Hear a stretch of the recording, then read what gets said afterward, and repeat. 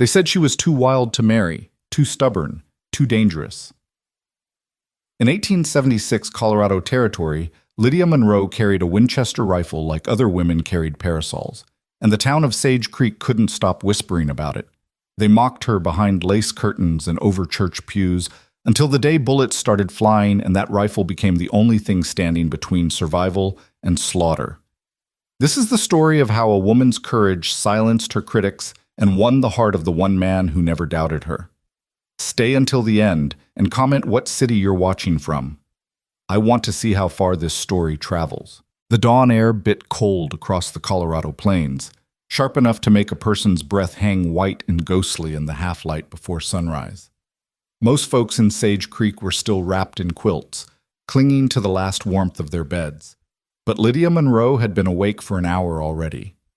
She stood 30 paces from the weathered fence behind her father's general store, feet planted shoulder-width apart, her dark braid hanging down her back like a rope that could pull her thoughts into order. In her hands, the Winchester rifle felt like an extension of her own will, solid, reliable, honest. She'd spent so many mornings out here that her fingers knew every groove in the stock, every scratch in the metal. The rifle had been her father's gift on her 18th birthday, 3 years ago now, and it had become more than a tool. It was her voice in a world that rarely wanted to hear what a woman had to say. 6 tin cans lined the top rail of the fence, glinting faintly as the first pink light touched their surfaces. Lydia raised the Winchester to her shoulder, closed one eye, and let her breath settle into the rhythm her father had taught her. Slow in, pause, slow out, pause. Between the heartbeats, between the breaths, that's where the shot lived. The rifle cracked sharp across the morning silence, and the first can leaped into the air, tumbling end over end before clattering somewhere in the scrub grass beyond. She worked the lever, smooth and fast, and fired again. Another can flew, then another. The rhythm built like a drumbeat, crack, lever, until all 6 cans had disappeared from the fence, and only blue gun smoke drifted lazy in the still air. Well, I'll be damned, Lydia spun, the Winchester already coming around, and her heart jumped into her throat before she could stop it.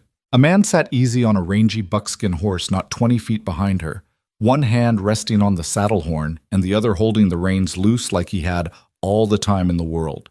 He wore a dusty brown hat pulled low enough that the early light caught the shadow of his jaw, but left his eyes mysterious, and his grin was the kind that suggested he'd just witnessed something he'd remember for a long time. "Didn't mean to startle you, miss," he said, tipping his hat back just enough that she could see gray eyes the color of winter clouds.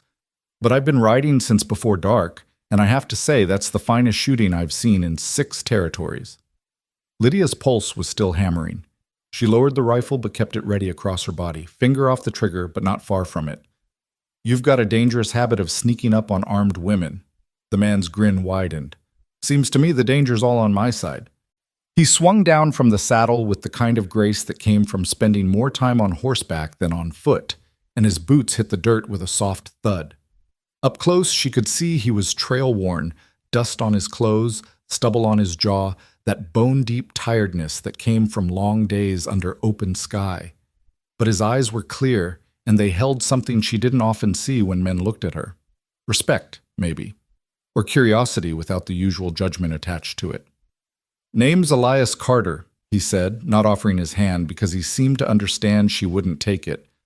"I'm trailing a cattle outfit up from New Mexico, and we're stopping in your town for supplies before pushing north." He nodded toward the rifle. "That Winchester, it's a yellow boy, isn't it? 1866 model?" Despite herself, Lydia felt a flicker of surprise. Most men couldn't tell a Winchester from a Spencer unless they were holding it. "It is. My father had it before me. He taught you well." Elias glanced at the fence where the cans had been.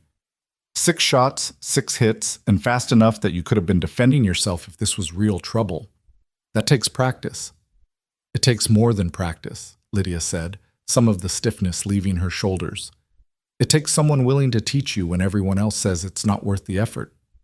Something shifted in Elias's expression, a shadow of understanding that made her think he knew what it was like to go against what everyone expected. "Well," he said quietly, "whoever they are, they're fools." You know what I thought watching you shoot just now?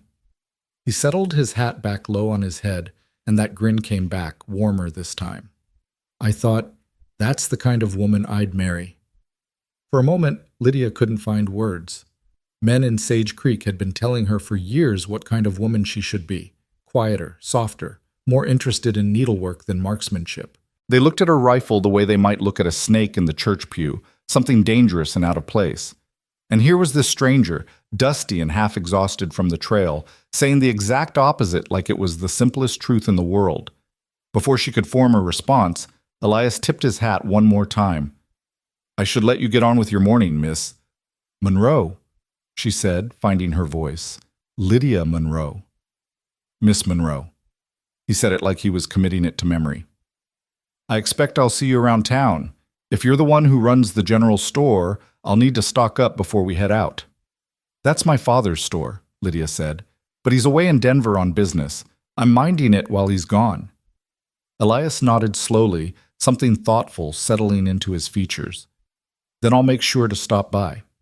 He gathered his reins and stepped into the stirrup, settling back into the saddle with that same easy grace. As he turned the buckskin toward the road, he looked back over his shoulder. For what it's worth, Miss Monroe, I meant what I said. Don't let anyone tell you that rifle makes you less of anything. Far as I can see, it makes you more. Then he was riding away, the horse's hooves raising little puffs of dust on the hard-packed road, and Lydia stood there with her Winchester cooling in her hands and her thoughts spinning like those tin cans she'd shot off the fence. The eastern sky had gone from pink to gold, and somewhere in town a rooster crowed, announcing the day whether anyone was ready for it or not. She turned back toward the house, but her mind wasn't on breakfast or the store opening or any of the usual morning routines. It was on gray eyes and a grin that didn't mock, and on words she'd never expected to hear from any man, let alone a stranger passing through on his way to somewhere else. That's the kind of woman I'd marry. The words followed her inside like a melody she couldn't quite shake, and for the first time in a long while, Lydia Monroe found herself wondering what it might be like to be seen exactly as she was, rifle and all, and to have that be enough. More than enough. Everything. By the time Lydia opened the general store at 7 o'clock, Sage Creek was stirring to life. The settlement wasn't much to speak of.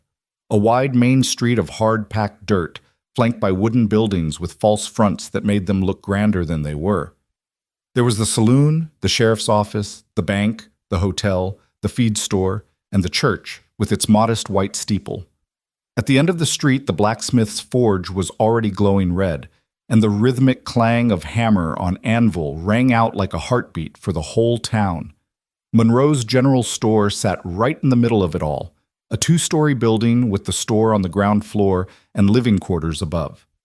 Lydia's father had built it 12 years ago, back when Sage Creek was barely more than a spot on a map where a creek actually ran year-round. Now the town had maybe 300 souls on a good Sunday, and the store was the center of their commerce. Everything from flour and coffee to rope and horseshoes, lamp oil and canned goods, bolts of fabric and ready-made shirts. Lydia propped the door open to let in the morning air and began her routine, sweeping the floor, straightening shelves, counting the cash drawer to make sure it matched yesterday's ledger. The work was familiar, almost meditative, and it gave her time to think. Her father had been gone for 2 weeks now, and his letters from Denver suggested he'd be another week at least, maybe longer. He was settling an estate matter for his late brother, something complicated involving property and debts and lawyers who charged by the hour. In the meantime, Lydia ran the store alone. She could handle the inventory, manage the customers, balance the books. What she couldn't always handle was the whispers. Morning, Lydia. She looked up to find Mrs.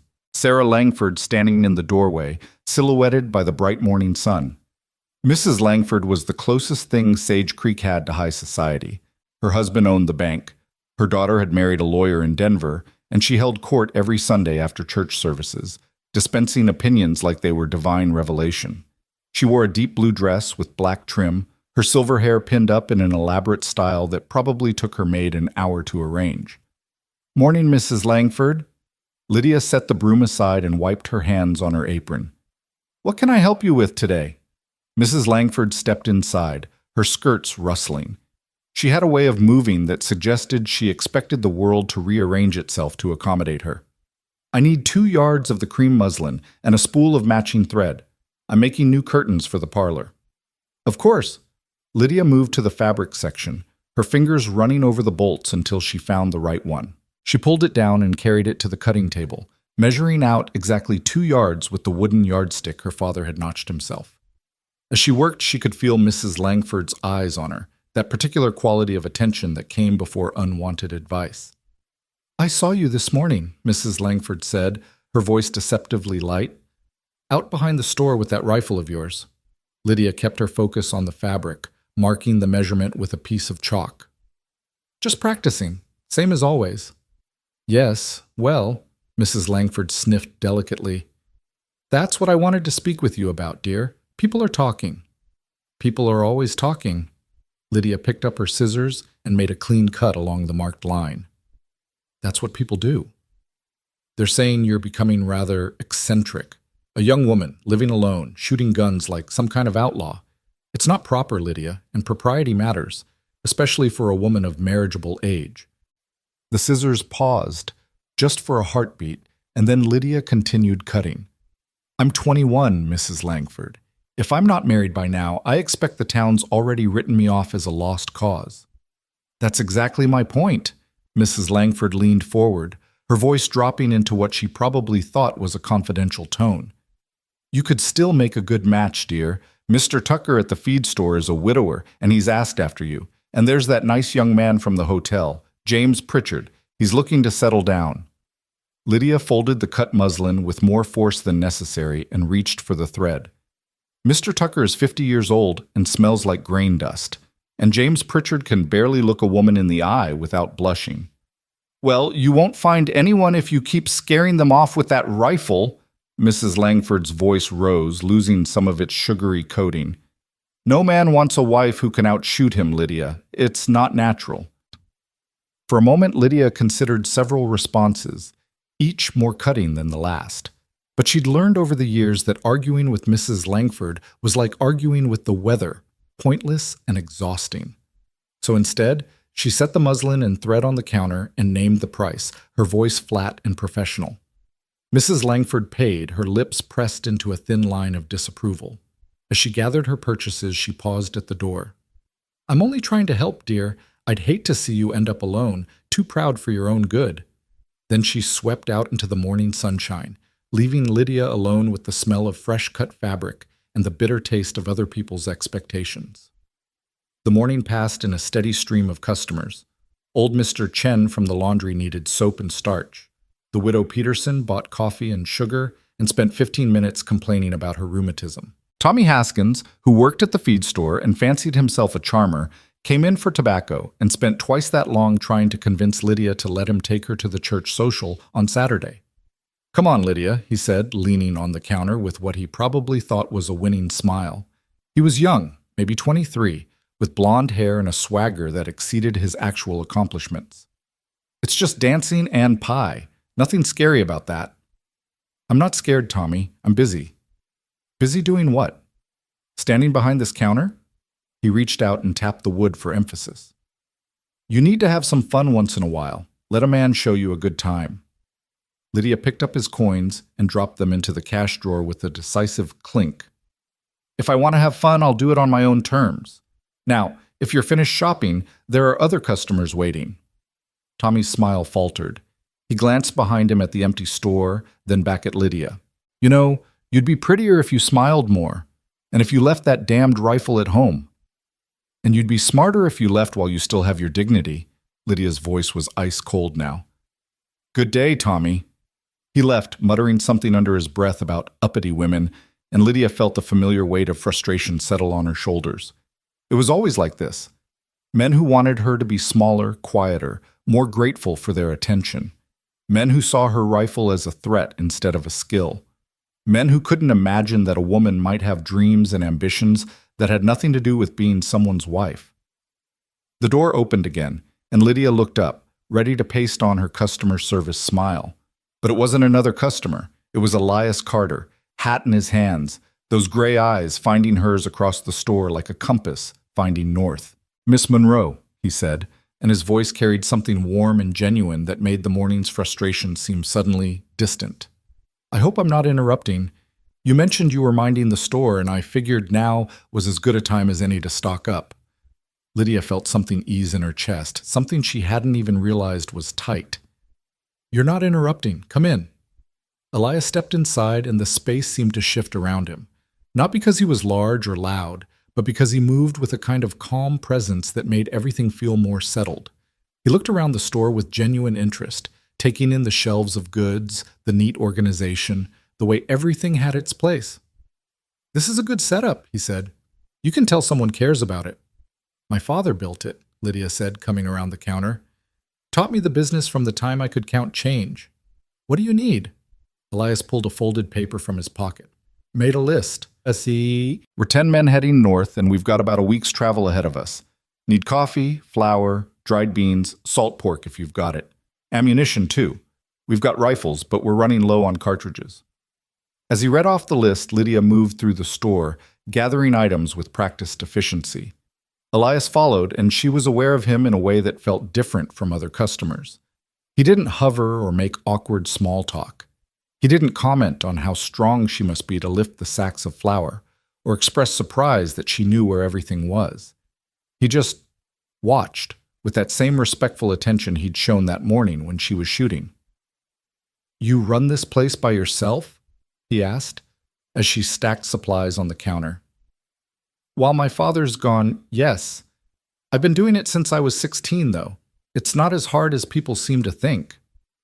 "I don't imagine anything's as hard as people think when you're willing to learn it properly." Elias leaned against the counter, watching her work. "How long's your father been gone?" 2 weeks. Another week? Maybe more." Lydia weighed out the coffee beans on the scale, adjusting the counterweight until it balanced perfectly. "He's settling his brother's estate in Denver. Legal matters." "So you're alone here." There was something in the way he said it, not judgment or concern, but simple acknowledgement. "I'm fine," Lydia said. "I can handle the store and take care of myself." "I saw that this morning." Elias smiled. "I'm not questioning your ability, Miss Monroe. Just observing." She looked up at him, trying to read what lay behind those gray eyes. Most men, when they commented on her being alone, were either suggesting she was reckless or offering themselves as protectors she didn't need. But Elias just seemed genuinely interested, like he was putting together pieces of a puzzle and appreciating the picture they made. "How much ammunition do you need?" she asked, moving to the locked cabinet where her father kept the more valuable goods. "2 boxes of 44-40, if you've got them." Lydia unlocked the cabinet and pulled out the ammunition, noting the weight of the boxes in her hands. "You expecting trouble on the trail?" "Always expect trouble," Elias said. "That way you're ready when it comes, and pleased when it doesn't." He paused. "You carry that Winchester of yours around town?" "Not usually, but I keep it close." Lydia set the ammunition on the counter with the rest of the supplies. "Why?" "Just thinking." Elias straightened, his expression growing more serious. "My trail boss, he mentioned something when we came through the last town. There's been word of the Barlow gang operating in this territory. You heard of them?" A cold finger traced down Lydia's spine. She had heard of them. Everyone had. The Barlow gang was a group of outlaws led by 2 brothers, Roy and Jack Barlow, who'd been robbing banks and stages across Colorado and New Mexico for the past 2 years. They were known for being violent, unpredictable, and very good at disappearing into the wilderness before the law could catch up with them. "I've heard the name," Lydia said carefully. "But they usually hit bigger towns. Sage Creek doesn't have much worth stealing." "Maybe." Elias didn't look convinced. "But you've got a bank, and banks have money, and sometimes these gangs, they hit smaller towns because there's less law to deal with." He met her eyes. "I'm not trying to frighten you, Miss Monroe. Just be careful. Keep that Winchester close." Lydia nodded slowly. "I appreciate the warning." They finished the transaction in a more somber mood. Elias paid in silver coins, counting them out carefully, and Lydia helped him carry the supplies outside to where his horse was tied. The buckskin nickered softly as they approached, and Elias ran a hand down its neck with the easy affection of a man who trusted his horse as much as any human. Where are you camped? Lydia asked as Elias began securing the supplies to his saddle. About a mile north of town. There's a good spot by the creek with grass for the horses. He worked quickly, his hands sure on the ropes. We'll be here 2 days, maybe 3, letting the cattle rest before the push north. And then? Then we're driving them up to a ranch outside Cheyenne. After that, he shrugged, not looking at her. I suppose I'll find the next job. That's how it works when you're trailing cattle. You go where the work is. Lydia found herself wondering what that kind of life was like. Always moving, never settling, home being wherever you happened to stop for the night. It sounded lonely. Free maybe, but lonely. Must be hard, she said, never staying anywhere long enough to really know it. Elias finished with the ropes and turned to face her, and there was something in his expression that suggested she'd touched on a truth he didn't talk about often. It has its challenges, he admitted. You see a lot of country, meet a lot of people. But you're right, you never know any of it deep. You're always just passing through. You ever think about settling down? The question was out before Lydia could stop it, and she felt heat rise in her cheeks. It was too personal, too forward. But Elias didn't seem offended. Instead, he looked at her for a long moment, and she had the feeling he was deciding how honest to be. I think about it, he said finally. More than I used to. But settling down, that requires having somewhere to settle and someone to settle with. Most places I've been, I'm just another drifter. And most women, he smiled, but there was sadness in it. Most women want a man who's already established, a house, a business, something solid. They don't want a cowboy with dust in his pockets and no prospects beyond the next drive. Maybe you're asking the wrong women, Lydia said quietly. Their eyes met, and something passed between them. Recognition, maybe, or possibility. The kind of moment that feels suspended, like the world has paused to let something important happen. Then the moment broke as a commotion erupted down the street. Shouting, the sound of hoofbeats, and suddenly 3 riders were galloping through town raising dust and whooping like it was a celebration. Lydia recognized them immediately, cowboys from one of the outfits that sometimes passed through, young and wild and full of Saturday night energy on a Wednesday morning. Elias's jaw tightened. "Excuse me," he said, and swung up onto his horse with swift grace. He rode toward the commotion, not fast but with purpose, and Lydia saw him intercept the leader of the group, a big man with red hair and a beard that covered half his chest. She couldn't hear the conversation, but she saw Elias lean in close, saying something that made the red-haired man's expression shift from defiant to sheepish. A moment later, the 3 riders had turned their horses and were walking them sedately down the street instead of running them. The red-haired man tipped his hat to Elias, and there was respect in the gesture. Elias rode back to where Lydia stood. "Sorry about that. Some of the younger hands forget where they are. You're not with that outfit? Different crew, but we're all in the same trade, and we're all guests in your town." He looked down at her from the saddle, and his expression was serious. A man who can't respect where he is doesn't deserve to be there. Lydia found herself smiling. That's a good philosophy. It served me well. Elias touched his hat. I should get back. But thank you for the supplies, Miss Monroe, and for the conversation. Lydia, she said impulsively. You can call me Lydia. His smile was like a sunrise. Lydia, and you can call me Elias if you're so inclined. Elias, she repeated, testing how it felt to say his name. It felt good. Right. He turned the buckskin and started to ride away, but after a few paces he stopped and looked back. That offer I made this morning about you being the kind of woman I'd marry, I meant it, just so you know. Then he was riding away for real, and Lydia stood in the dusty street with her heart beating faster than it had any right to, watching him go and wondering what in God's name was happening to her careful, controlled, independent life. The rest of the day passed in a blur. More customers, more transactions, the endless rhythm of commerce. But Lydia's mind kept drifting back to gray eyes and a quiet voice saying words no one else had ever said. That's the kind of woman I'd marry.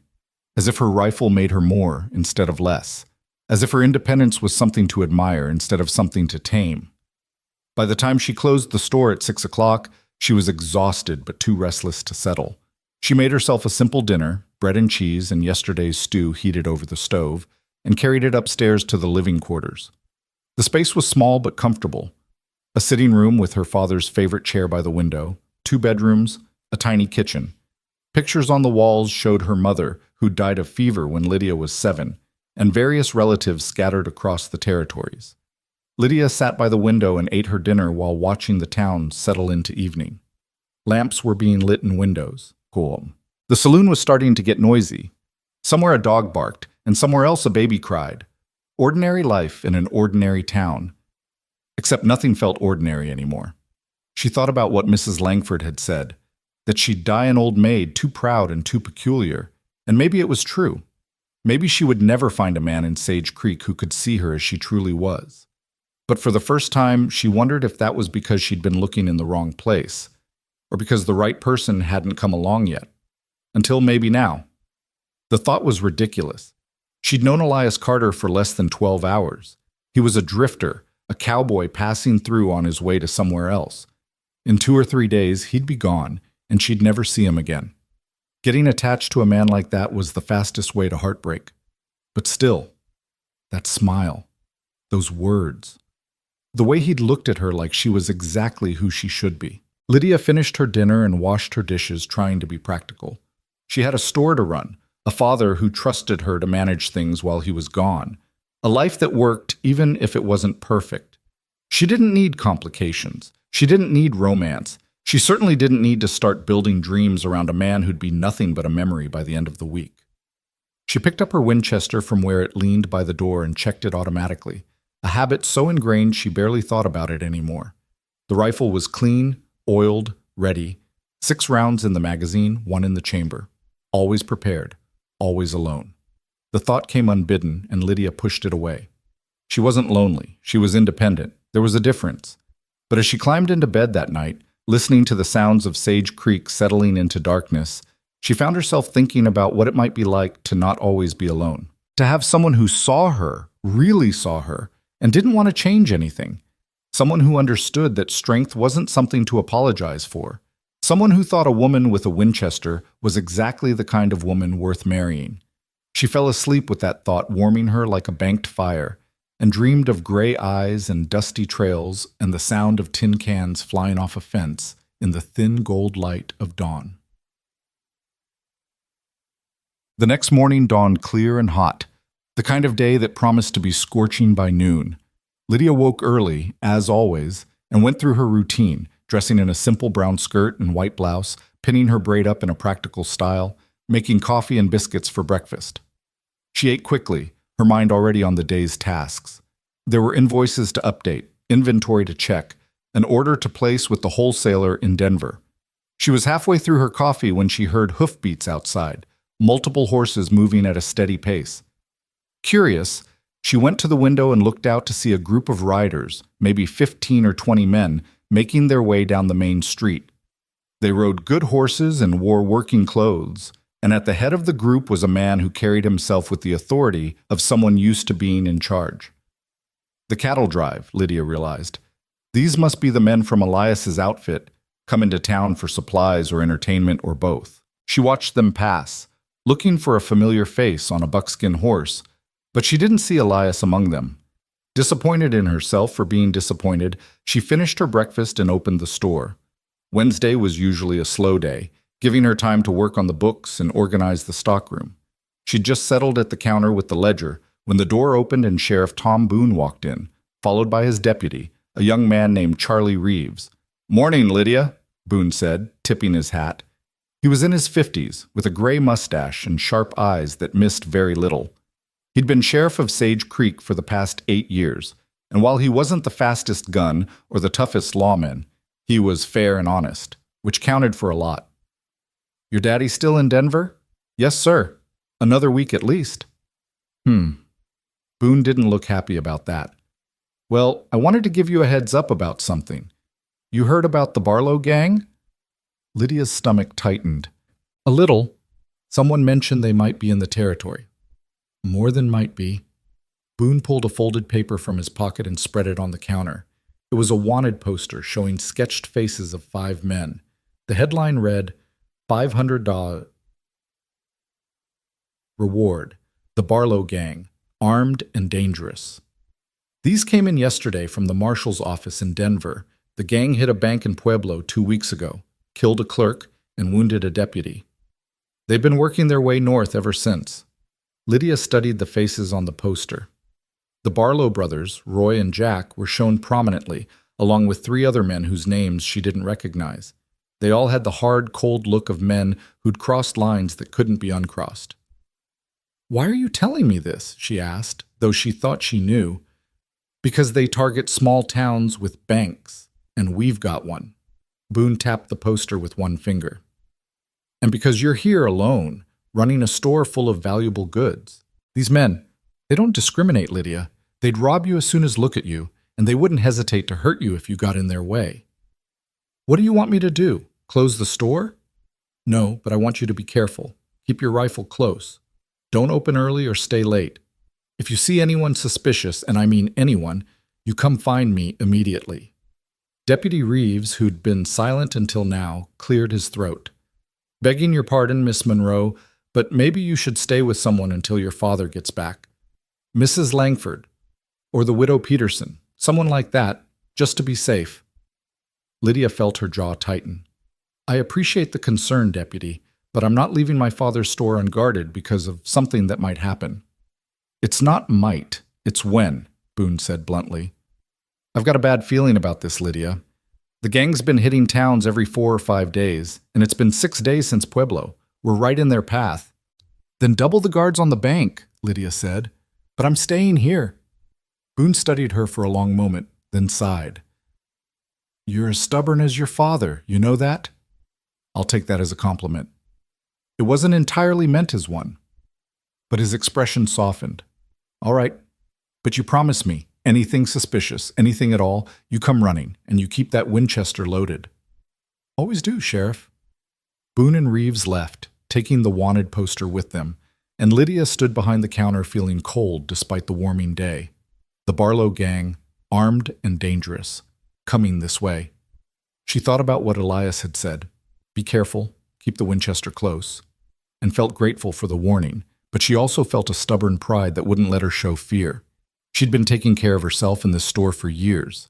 A gang of outlaws wasn't going to change that. Still, when she went upstairs to fetch the Winchester, she made sure it was fully loaded, and she kept it leaning within arm's reach behind the counter for the rest of the day. The morning passed quietly with only a handful of customers. Lydia worked on the ledger, recorded the inventory, and tried not to jump every time the door opened. Around noon, the heat became oppressive, and she propped the door wide to let in any breeze that might be stirring. The street outside was dusty and mostly empty, shimmering in the sun. She was just considering closing for an hour to escape the worst of the heat when a shadow fell across the doorway. She looked up, hand instinctively moving toward the Winchester, and then relaxed when she saw Elias Carter standing there, hat in hand, looking apologetic. "Sorry," he said. "Didn't mean to startle you." "You didn't," Lydia lied, her heart still racing. "What can I do for you?" "Actually, I was wondering if I could buy you lunch." The question was so unexpected that for a moment Lydia just stared at him. "Lunch?" "Yes, ma'am. There's a cafe down the street, Mrs. Chen's place, and I'm told they make a decent meal. I thought you might be hungry, and I'd appreciate the company if you're willing." Lydia's first instinct was to say no. She didn't close the store during business hours. She didn't take lunch with strange men. She didn't. But then she met Elias's eyes and saw nothing but genuine interest, no presumption or pressure. Just an invitation, freely given, that she could accept or decline without judgment. "All right," she heard herself say. "Let me close up." She locked the cash drawer, hung the "Back Soon" sign on the door, and picked up the Winchester. Elias raised an eyebrow. "Expecting trouble at Mrs. Chen's?"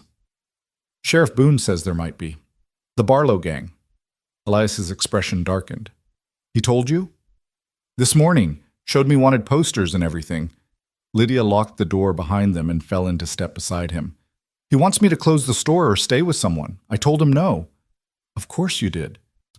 Elias said it without mockery, more like he'd expected nothing else. "But the sheriff's right to be worried. These men are dangerous, Lydia."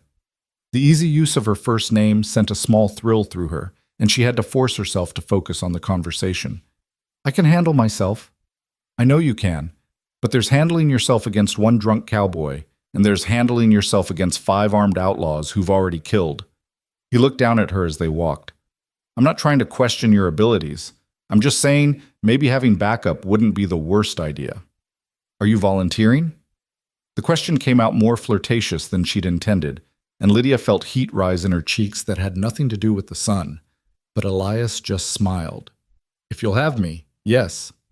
They reached Mrs. Chen's cafe, a small building with a faded awning and the best Chinese food in 3 counties, according to those who'd tried it, and Elias held the door for her. Inside, the air was cooler, scented with ginger and soy sauce. Mrs. Chen herself, a tiny woman with iron-gray hair and a no-nonsense demeanor, greeted them with a nod and pointed to a table by the window. They sat across from each other, and for a moment Lydia felt suddenly self-conscious. She'd never done this before. Never sat in a cafe with a man who wasn't her father, never had lunch that felt like it might be courting.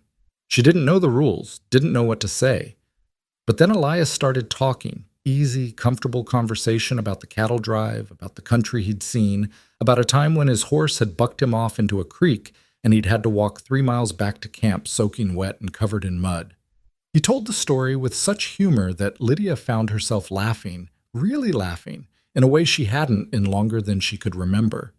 Mrs. Chen brought them plates of fried rice and vegetables with chicken, and they ate while talking. Elias asked about the store, about her father, about what it was like growing up in Sage Creek. And Lydia, surprising herself, found that she wanted to tell him. She talked about her mother, who'd died when she was young, about her father teaching her to shoot because he wanted her to be able to protect herself, about the loneliness of being different in a small town where different usually meant wrong. It's not that I don't like people, she said, pushing rice around her plate. It's just that they all seem to have this idea of who I should be, and when I don't match it, they don't know what to do with me. Elias nodded slowly. I know what you mean. I grew up in Missouri, on a farm. My father wanted me to stay, work the land, marry a local girl, have a mess of kids. Good, steady life, but I couldn't breathe there. Too small, too set. So I left when I was 17 and I haven't been back since. Do you regret it? Sometimes. Mostly, no. He met her eyes. I think some people are meant to stay in one place and sink roots deep, and some people are meant to move, to see what's over the next hill. Neither one's wrong. They're just different. But you said you think about settling down. I do. More and more. He leaned back in his chair, his expression thoughtful.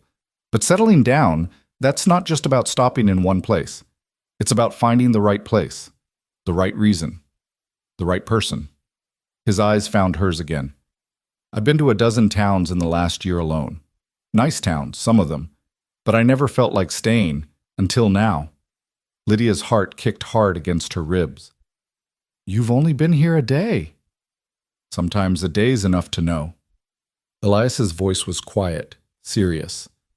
Sometimes you meet someone and everything that seemed important before just shifts, changes perspective. They looked at each other across the table, and the cafe seemed to fall away. Lydia felt like she was standing at the edge of something vast and uncertain, thrilling and terrifying in equal measure. She'd built her life around independence, around not needing anyone, but here was someone who made her want to reconsider, who made her wonder if maybe strength wasn't just about standing alone, but about choosing who to stand with.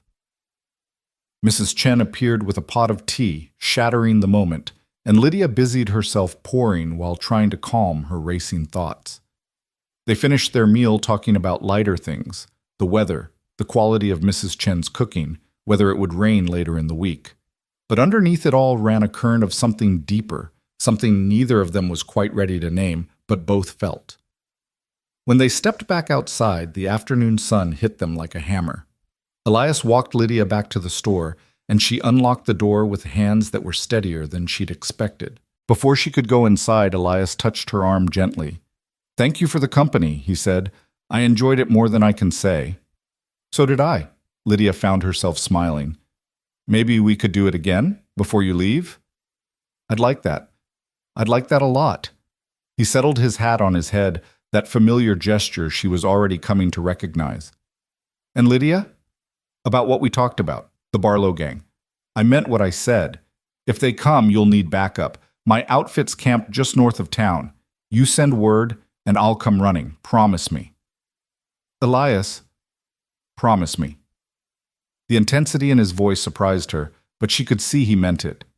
All right, I promise. Good. He touched his hat and walked away, and Lydia stood in the doorway watching him go, the Winchester heavy in her hand and her heart beating a rhythm that felt like the start of something she'd never expected but might have been waiting for all her life. The afternoon heat pressed down on Sage Creek like a physical weight, turning the air thick and still. Lydia reopened the store and tried to focus on work, but her mind kept drifting back to lunch with Elias. The way he'd looked at her across the table, the quiet intensity in his voice when he'd made her promise to send for him if trouble came. She'd spent years convincing herself she didn't need anyone, and now here was this man making her question everything she thought she knew about what she wanted. Around 3 o'clock, the bell above the door chimed and Tommy Haskins swaggered in, accompanied by 2 other young men from the feed store. They were laughing about something, that particular kind of loud male laughter that came from wanting everyone to know you were having a good time. Tommy's eyes landed on Lydia, and his grin widened. Well, well, he said, leaning against the counter in a way that suggested he thought he owned it. Heard you had lunch with one of those drifters today? That true, Lydia? Lydia kept her expression neutral as she set down the inventory list she'd been working on. I had lunch with a customer. What can I help you gentlemen with? A customer. Tommy snorted and looked at his friends. That what we're calling it now? Because word around town is you were looking mighty cozy with that cowboy at Mrs. Chen's. Heat rose in Lydia's cheeks, but she kept her voice level. My personal business is none of your concern, Tommy. Now, are you here to buy something or just to waste my time? One of Tommy's friends, a lanky boy named Pete, elbowed him in the ribs. Come on, Tommy, we need those nails for Mr. Henderson. But Tommy was on a roll now, his pride stung and his audience eager. I'm just saying, it's interesting. You turn down every decent man in this town, but some stranger rides through and suddenly you're all smiles. Makes a fellow wonder what he's got that we don't. Manners, for one thing. Lydia's voice had gone cold. And the good sense to know when he's not wanted. Tommy's face flushed red. You think you're better than us, don't you? With your fancy rifle and your independent ways. But let me tell you something, Lydia Monroe. You're going to end up alone and bitter, and when you do, don't come crying to any of us. I wouldn't dream of it.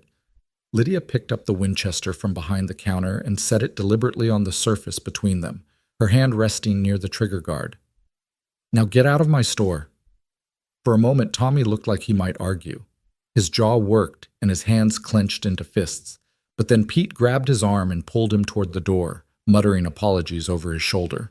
The 3 of them left in a cloud of wounded masculine pride, and Lydia stood alone behind the counter, shaking with anger, and something else she couldn't quite name. She dealt with men like Tommy all her life. Boys who thought rejection was a challenge, who couldn't understand that no meant no and not maybe later. But today it stung more than usual, maybe because she'd just spent an hour with a man who'd shown her how different it could be, how easy it was to talk with someone who actually listened, how good it felt to be seen. The rest of the afternoon crawled by. A few more customers came and went, but Lydia's mind was elsewhere. She kept thinking about the wanted poster Sheriff Boone had shown her, about the Barlow gang somewhere out there in the territory, moving closer. She thought about her father, safe in Denver, unaware of the potential danger brewing in his absence. She thought about Elias, camped north of town with his cattle outfit, and the way he'd made her promise to send for him if she needed help. By the time she closed the store at 6, Lydia was exhausted. She locked up carefully, checking the door twice, and carried the Winchester upstairs. The living quarters felt emptier than usual, the silence heavier. She made herself dinner, just beans and cornbread, nothing fancy, and ate while watching the sun sink toward the western mountains, painting the sky in shades of orange and gold. She was washing her dishes when she heard voices in the street below, raised in argument. Lydia dried her hands and went to the window, careful to stay back from the glass where she couldn't be seen. In the fading light, she could make out a group of men outside the saloon, cowboys from the various outfits camped around town, drinking, and getting rowdy. It wasn't unusual for Wednesday night, but something about the energy felt different, more aggressive, more dangerous. As she watched, one man shoved another, and suddenly fists were flying. The fight spilled into the street, more men joining in, and Lydia saw Sheriff Boone come running from his office, Deputy Reeves right behind him. It took them several minutes to break up the brawl, and by the time they did, 2 men were bleeding and everyone was shouting. Lydia turned away from the window, her stomach tight with unease. The whole town felt on edge, like a storm was building just beyond the horizon. She checked the Winchester again, a useless gesture since she'd already checked it twice, and made sure all the windows were locked before climbing into bed. Sleep came slowly, and when it did, it was fitful and full of shadows. Thursday morning dawned gray and threatening, with heavy clouds piled up against the mountains and the smell of rain in the air. Lydia woke feeling unrested, her dreams having been full of nameless anxieties and half-remembered dangers. She went through her morning routine mechanically, dressing, pinning up her hair, making coffee that she barely tasted. The Winchester stood by the door where she'd left it, and she found herself checking it yet again before heading downstairs to open the store. The street was quiet, too quiet for a Thursday. The usual morning bustle seemed muted, as if the whole town was holding its breath. Lydia unlocked the store and began her opening routine, but she couldn't shake the feeling that something was coming. Something bad. Around 9 o'clock, Mrs. Langford came in with her daughter-in-law, a mousy woman named Catherine, who rarely spoke unless spoken to. Mrs. Langford needed thread and buttons, and she kept up a running commentary about the fight last night, the state of morals in Sage Creek, and how things were so much better when she was young. Catherine trailed behind her like a shadow, agreeing with everything and offering nothing of her own. "It's those cattle outfits," Mrs. Langford declared, examining buttons with a critical eye. "Bringing their rough men into our decent town. The sheriff should run them all off before someone gets seriously hurt." "The cattle outfits bring business," Lydia said, keeping her voice neutral. "Without them, half the shops in town would go under." "Business isn't everything, dear. Safety matters more." Mrs. Langford selected 3 buttons and brought them to the counter. "Speaking of which, have you reconsidered staying with someone until your father returns? With all these rough men about, it's simply not safe for a young woman alone." "I'm fine, Mrs. Langford, but I appreciate your concern." "Concern that you consistently ignore." Mrs. Langford's voice sharpened. "I saw you yesterday, having lunch with that drifter. The whole town saw you. What would your father say?" Lydia's patience, already worn thin, finally snapped. "My father taught me to make my own decisions and live with the consequences. He'd probably say I'm doing exactly what he raised me to do." Mrs. Langford's mouth pinched into a tight line. "You're being foolish and headstrong, Lydia. That cowboy will leave, and you'll be the one left with a ruined reputation." "Then I'll deal with that when it happens. Will there be anything else?" Mrs. Langford paid for her buttons with icy dignity and swept out, Catherine scurrying after her. Lydia stood behind the counter, her hands gripping the edge hard enough to hurt, trying to calm the anger burning in her chest. She was so tired of being told what to do, how to live, who to be. Tired of a town that measured a woman's worth by how well she conformed to their narrow expectations. The morning dragged on, punctuated by customers who all seemed to have opinions about Lydia's lunch with Elias, about the cattle outfits, about the rumors of the Barlow gang. By noon, she was ready to close the store and hide upstairs, but she'd never been one to run from discomfort.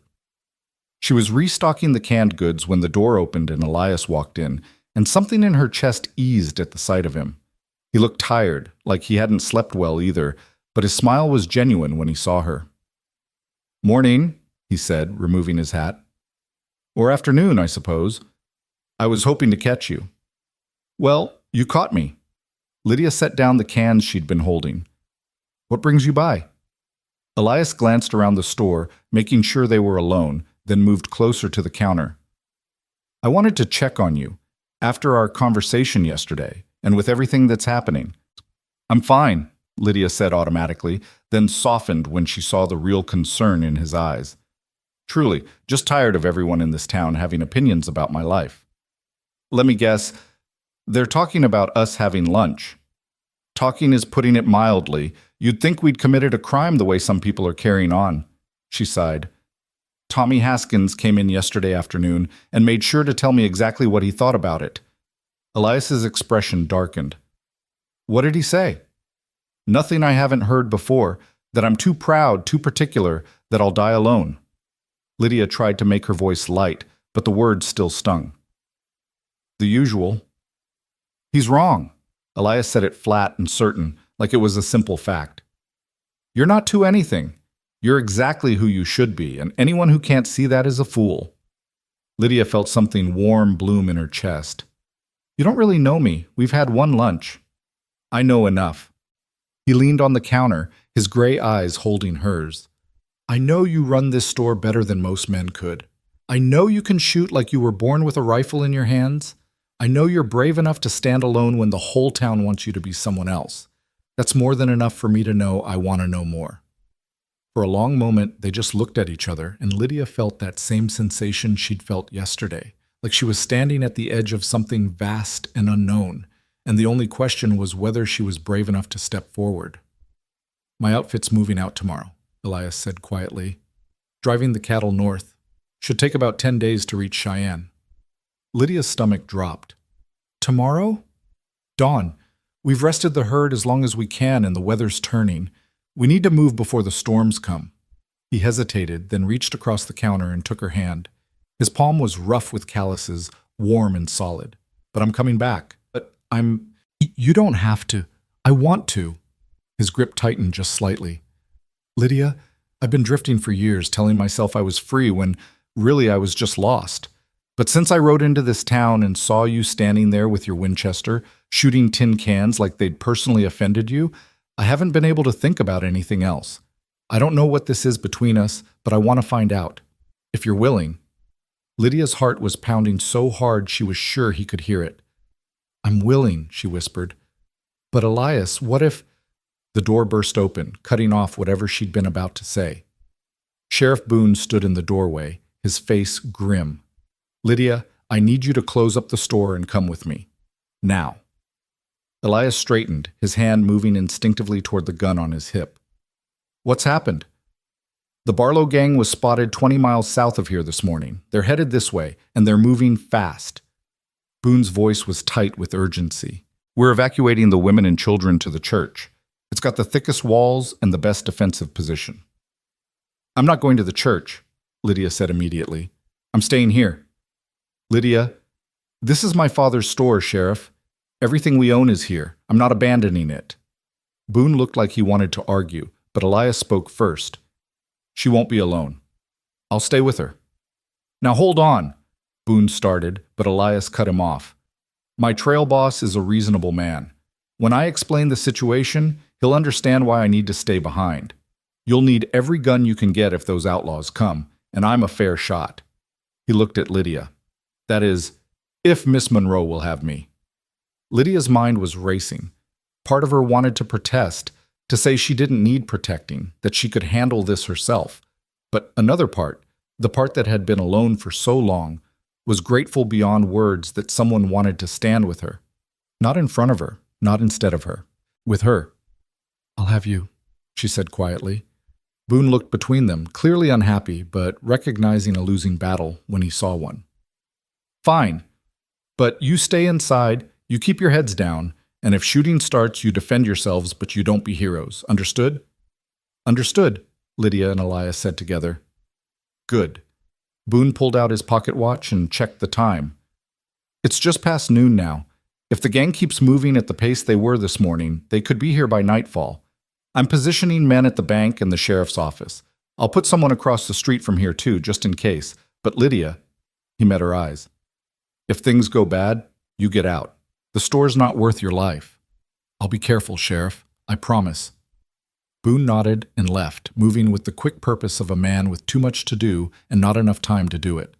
The moment he was gone, Lydia turned to Elias. You don't have to do this. You could be in Cheyenne in 10 days, getting paid, moving on to the next job. You don't owe me anything. This isn't about owing. Elias moved around the counter until he was standing close enough that she could feel the warmth of him. This is about choosing, and I choose to stay.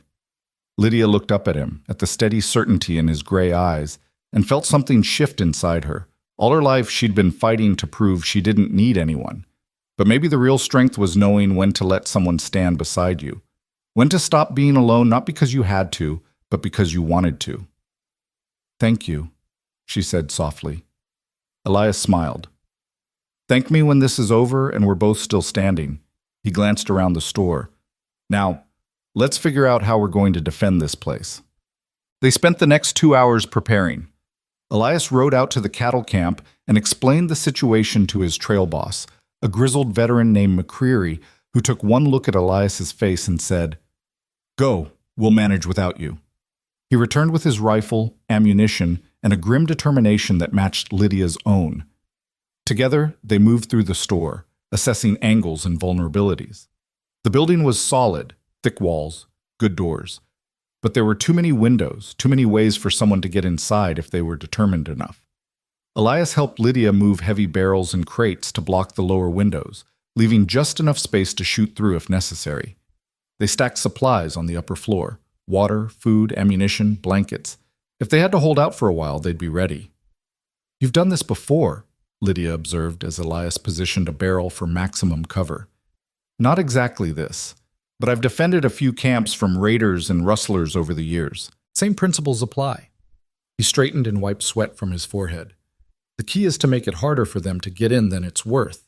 Outlaws are like water. They follow the path of least resistance. If we can make this place look too difficult, they might move on to easier targets. Or they might decide to make an example of us. That's why we have rifles." Elias's expression was serious. "Lydia, when the shooting starts, and it might, you do what you do best. You shoot straight, you shoot true, and you don't hesitate. These men won't show you mercy just because you're a woman. In fact, that might make them worse." "I know." Lydia checked her Winchester for what felt like the 100th time that day. "My father taught me a long time ago that being a woman means you have to be twice as good and twice as careful. I'm both." "I don't doubt it." Elias paused, then reached out and tucked a loose strand of hair behind her ear. The gesture was so gentle, so intimate, that it made Lydia's breath catch. "I just want you to know, whatever happens tonight, I'm glad I met you. I'm glad I stayed." "Elias, let me finish." His hand lingered near her cheek. "When this is over, when your father comes back and things settle down, I want to court you properly. Take you to dinner, take you riding, whatever it is you do in this town. I want to see if this thing between us is as real as it feels. Because, Lydia, I have never felt anything like this before, and I don't want to let it slip away without fighting for it." Lydia's eyes stung with unexpected tears. "I want that too," she whispered. "More than I thought I could want anything." Elias leaned in slowly, giving her time to pull away if she wanted, but she didn't want to. When his lips met hers, soft and tentative and full of promise, it felt like every locked door inside her suddenly opened. The kiss was brief, almost chaste, but it carried the weight of everything unsaid between them. All the possibility, all the hope, all the fragile courage it took to reach for happiness in an uncertain world. When they pulled apart, Elias rested his forehead against hers. "Well," he said, a smile in his voice, "that's one more reason to make sure we both survive tonight." Despite everything, the danger, the uncertainty, the fear, Lydia found herself laughing. "Come on," she said. "Let's finish getting ready." They worked until the sun began to sink toward the mountains, turning the clouds from gray to bronze. The town had gone quiet, an eerie silence broken only by the occasional sound of men moving into position, checking weapons, preparing for whatever the night might bring. Lydia could see Sheriff Boone moving along the street, talking to his deputies and the men who'd volunteered to help defend the town. Across from the store, 2 men took up position on a rooftop, their rifles visible in the fading light. As darkness fell, Lydia and Elias retreated to the upper floor. They ate a cold dinner of bread and cheese, not wanting to risk a fire that might give away their position. Through the windows, they could see lights in other buildings being extinguished one by one until the whole town was dark and waiting. "Tell me about your father," Elias said quietly. They were sitting with their backs against the wall between 2 windows, rifles across their laps, watching the street below. "What's he like?" Lydia smiled in the darkness. "He's stubborn and practical, and he loves me more than anything in the world. even if he doesn't always say it. He taught me everything I know about running the store, about shooting, about standing up for myself. My mother died when I was young, and he could have remarried, but he said he'd rather raise me right than replace her wrong. He sounds like a good man. He is. He's going to like you, I think. Lydia glanced at Elias. Assuming we survive to introduce you. We will. Elias said it with such certainty that Lydia almost believed it.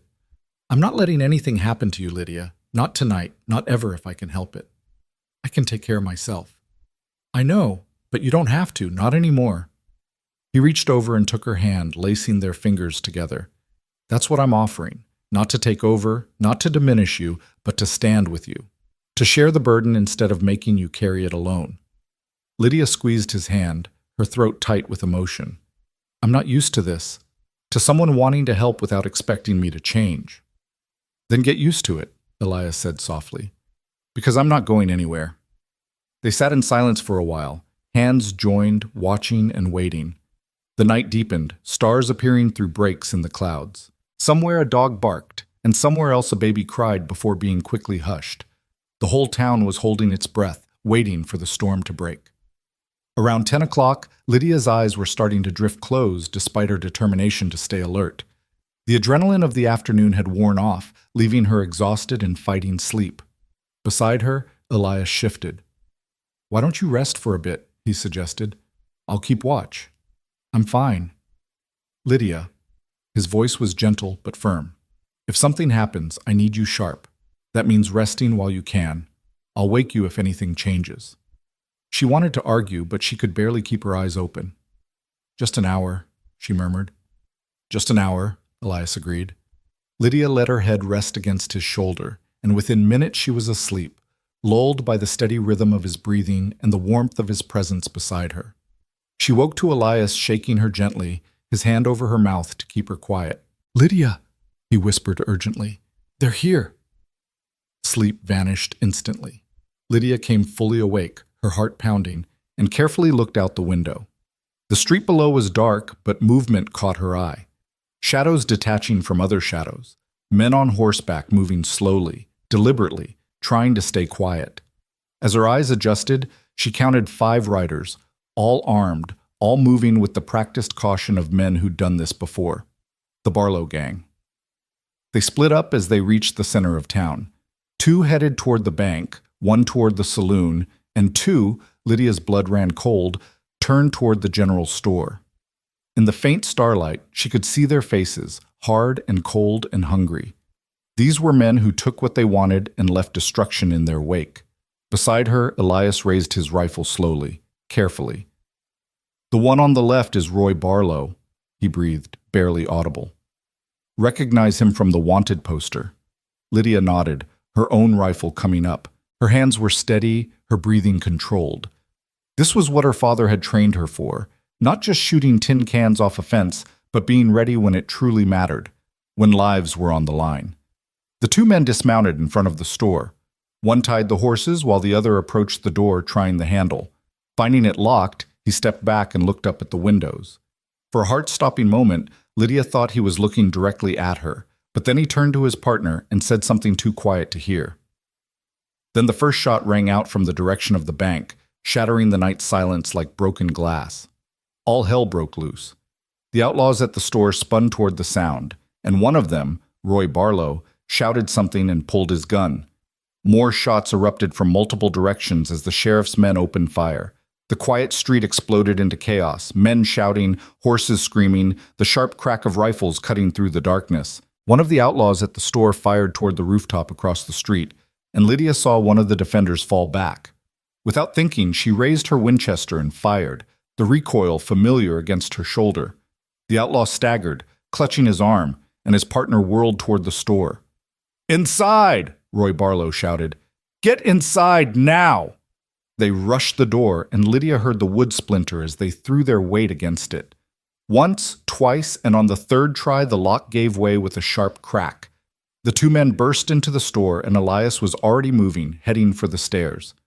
"Stay up here," he commanded. "Cover me from above. I'll keep them from coming up." "Elias, trust me."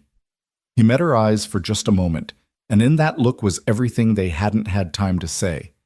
Then he was gone, disappearing down the stairs with his rifle raised.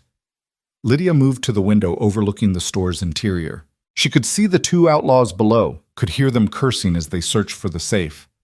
One of them started throwing things off shelves, smashing jars and scattering goods, while Roy Barlow headed toward the back room where her father kept the cash box. "We know you're here." Roy Barlow's voice was rough, mean. "Come out nice and easy and maybe we'll let you live." Elias appeared in the doorway to the back room, his rifle leveled. "Get out of this store, now!" Roy Barlow spun, his gun coming up, and fired. The shot went wide, punching through a display of canned goods, and Elias returned fire. The noise in the enclosed space was deafening, and smoke began to fill the air. Lydia saw the second outlaw. She thought his name was Jack, Roy's brother, circle around, trying to flank Elias. She didn't hesitate. Her Winchester barked once, and Jack Barlow's hat flew off his head. He dove for cover behind a barrel, and when he came up shooting, Lydia fired again. This time her bullet hit wood inches from his face, and he scrambled backward. "There's someone upstairs," he shouted to his brother. "I don't care if there's an army upstairs." Roy Barlow was reloading, his movements fast and practiced. "Kill them both and find that safe." The gunfight intensified. Lydia and Elias worked together without words, their movements synchronized by pure instinct. When one of them reloaded, the other kept shooting.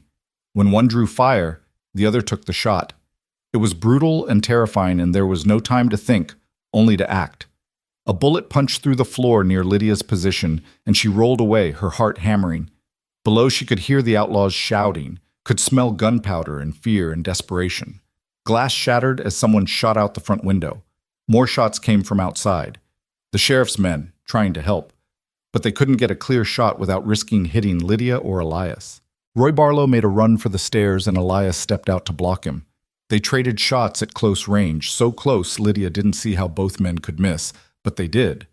Then Elias swung his rifle like a club, catching Roy across the jaw and sending him stumbling backward into a shelf. The whole thing collapsed in a crash of wood and goods. "Roy!" Jack Barlow screamed and fired wildly. One shot caught Elias in the shoulder, spinning him around. He went down hard, and Lydia heard herself scream his name. She was moving before she knew it, racing down the stairs with her Winchester in her hands and fury in her heart.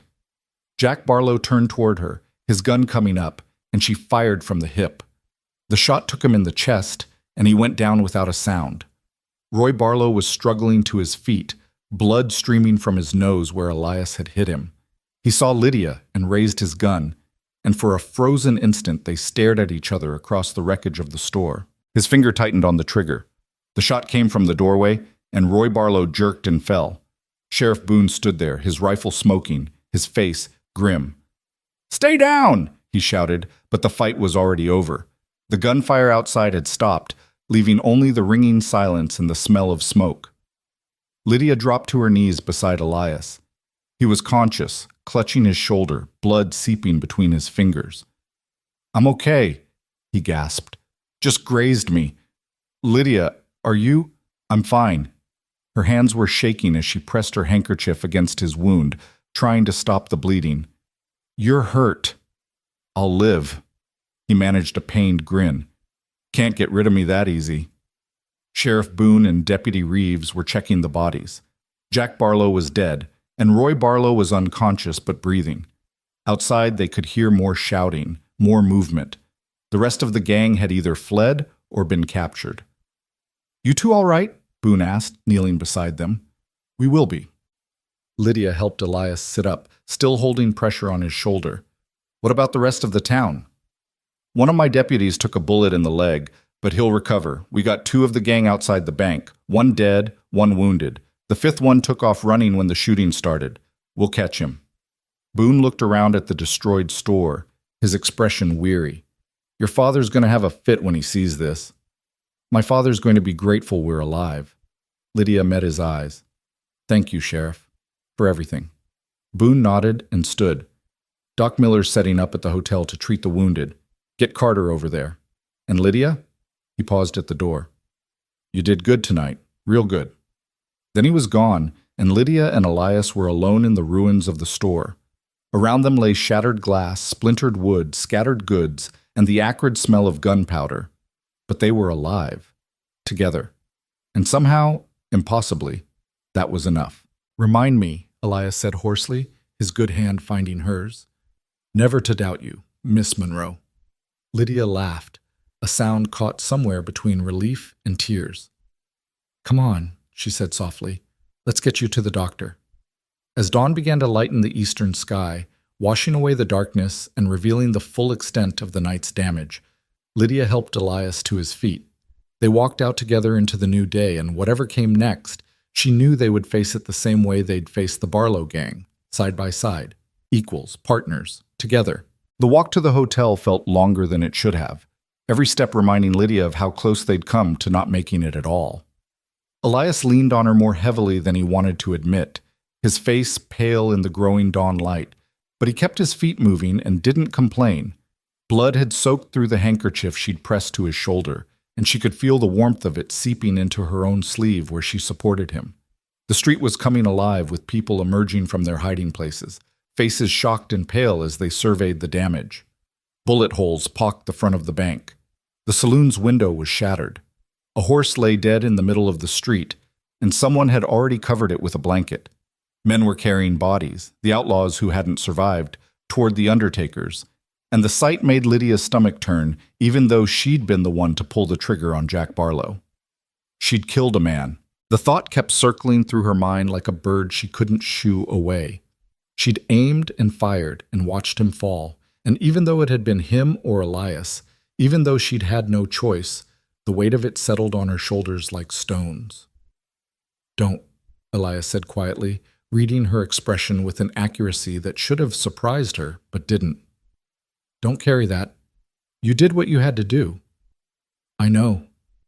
Her voice came out smaller than she wanted, but knowing doesn't make it lighter. "No," he agreed. "It doesn't. But you're alive. And I'm alive. And that man would have killed us both without a second thought. Remember that when the weight gets too heavy."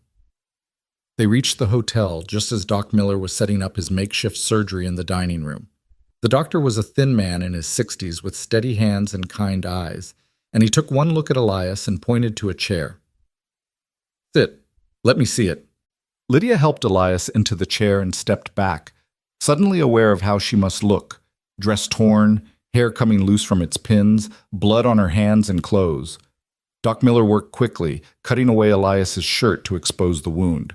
The bullet had torn through the meat of his shoulder, missing bone, but leaving a ragged furrow that was still bleeding freely. "You're lucky," the doctor said, probing gently. "Another few inches to the right, and this would have been a lot worse. As it is, you'll heal up fine if you keep it clean and don't do anything stupid." "Define stupid," Elias said through gritted teeth. "Riding a cattle drive for the next month." Doc Miller began cleaning the wound with whiskey, and Elias hissed in pain. "This needs rest, not 12 hours a day in the saddle. The cattle need to get to Cheyenne. Then they'll get there without you." The doctor's voice was firm. "I'm serious, son. You push this too hard and it'll get infected, and then you'll lose the arm or worse. Give it 2 weeks minimum before you even think about heavy work." Elias looked at Lydia, something complicated passing across his face. 2 weeks, he repeated slowly. "At least." Doc Miller was stitching now, his needle moving with practiced precision. "Miss Monroe, you look like you could use some attention yourself. Are you hurt?" Lydia looked down at herself and realized her hands were shaking. "No, I don't think so. The blood's not mine." "Shock then. Sit down before you fall down." The doctor nodded toward another chair. "Someone get this girl some water and a blanket." Mrs. Chen appeared from somewhere with both, wrapping the blanket around Lydia's shoulders and pressing a tin cup into her hands. The water was cool and sweet, and Lydia drank it gratefully, not realizing how thirsty she was until the liquid touched her tongue. Her hands were still shaking, making the cup rattle against her teeth.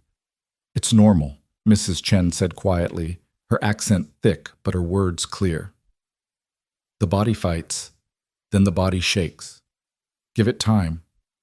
Around them, the hotel dining room was filling up with the wounded and the worried. Deputy Reeves came in with his leg bandaged, limping but determined to help. The two men who'd been on the rooftop across from the store were there too. One with a graze across his ribs, the other unharmed but shaken. Sheriff Boone moved through the chaos like a man used to managing disaster, checking on his people and coordinating the cleanup. When Doc Miller finished with Elias, binding his shoulder in clean white bandages, the cowboy stood carefully and moved to sit beside Lydia. His face was still pale, but his eyes were clear and focused on her. "How are you holding up?" "I'm fine." It was automatic, the response she'd been giving for years whenever anyone asked. But Elias just looked at her, patient and knowing, until she sighed. "I don't know. I killed a man, Elias. I keep seeing his face when he fell." "I know." He took her hand, mindless of the blood still on her fingers. "It doesn't get easier, but it does get more distant, like a bad dream that fades with time." "You've done this before." It wasn't a question, but he answered anyway. "Twice. Once when raiders attacked a camp I was working, and once when a rustler pulled a gun on my trail boss. Both times I had no choice, and both times I spent the next week wishing I'd found another way." He squeezed her hand gently. "But here's what I learned. You can carry regret, or you can carry gratitude. Regret that you had to do it, or gratitude that you survived to see another day. Eventually, you have to choose which one weighs less." Lydia leaned her head against his good shoulder, too tired to worry about propriety or what anyone might think. "When did you get so wise?" "I'm not wise. I'm just old enough to have made most of the mistakes already." She could hear the smile in his voice. "Though sticking around this town might be the smartest decision I've made in years." "You heard what Doc Miller said. 2 weeks minimum." "I did." Elias was quiet for a moment. "My trail boss won't hold my place that long. He'll have to hire someone else to finish the drive." "I'm sorry." And she was, even though a selfish part of her was glad he wouldn't be leaving. "I know you needed that work. I'll find other work." He said it with such easy certainty that Lydia lifted her head to look at him. "Your town needs a deputy, doesn't it? I saw Sheriff Boone earlier, and he mentioned he's been short-handed for months. Figure I could do that job as well as anyone." Lydia's heart kicked against her ribs. "You'd stay for a deputy's job?" "I'd stay because I want to stay.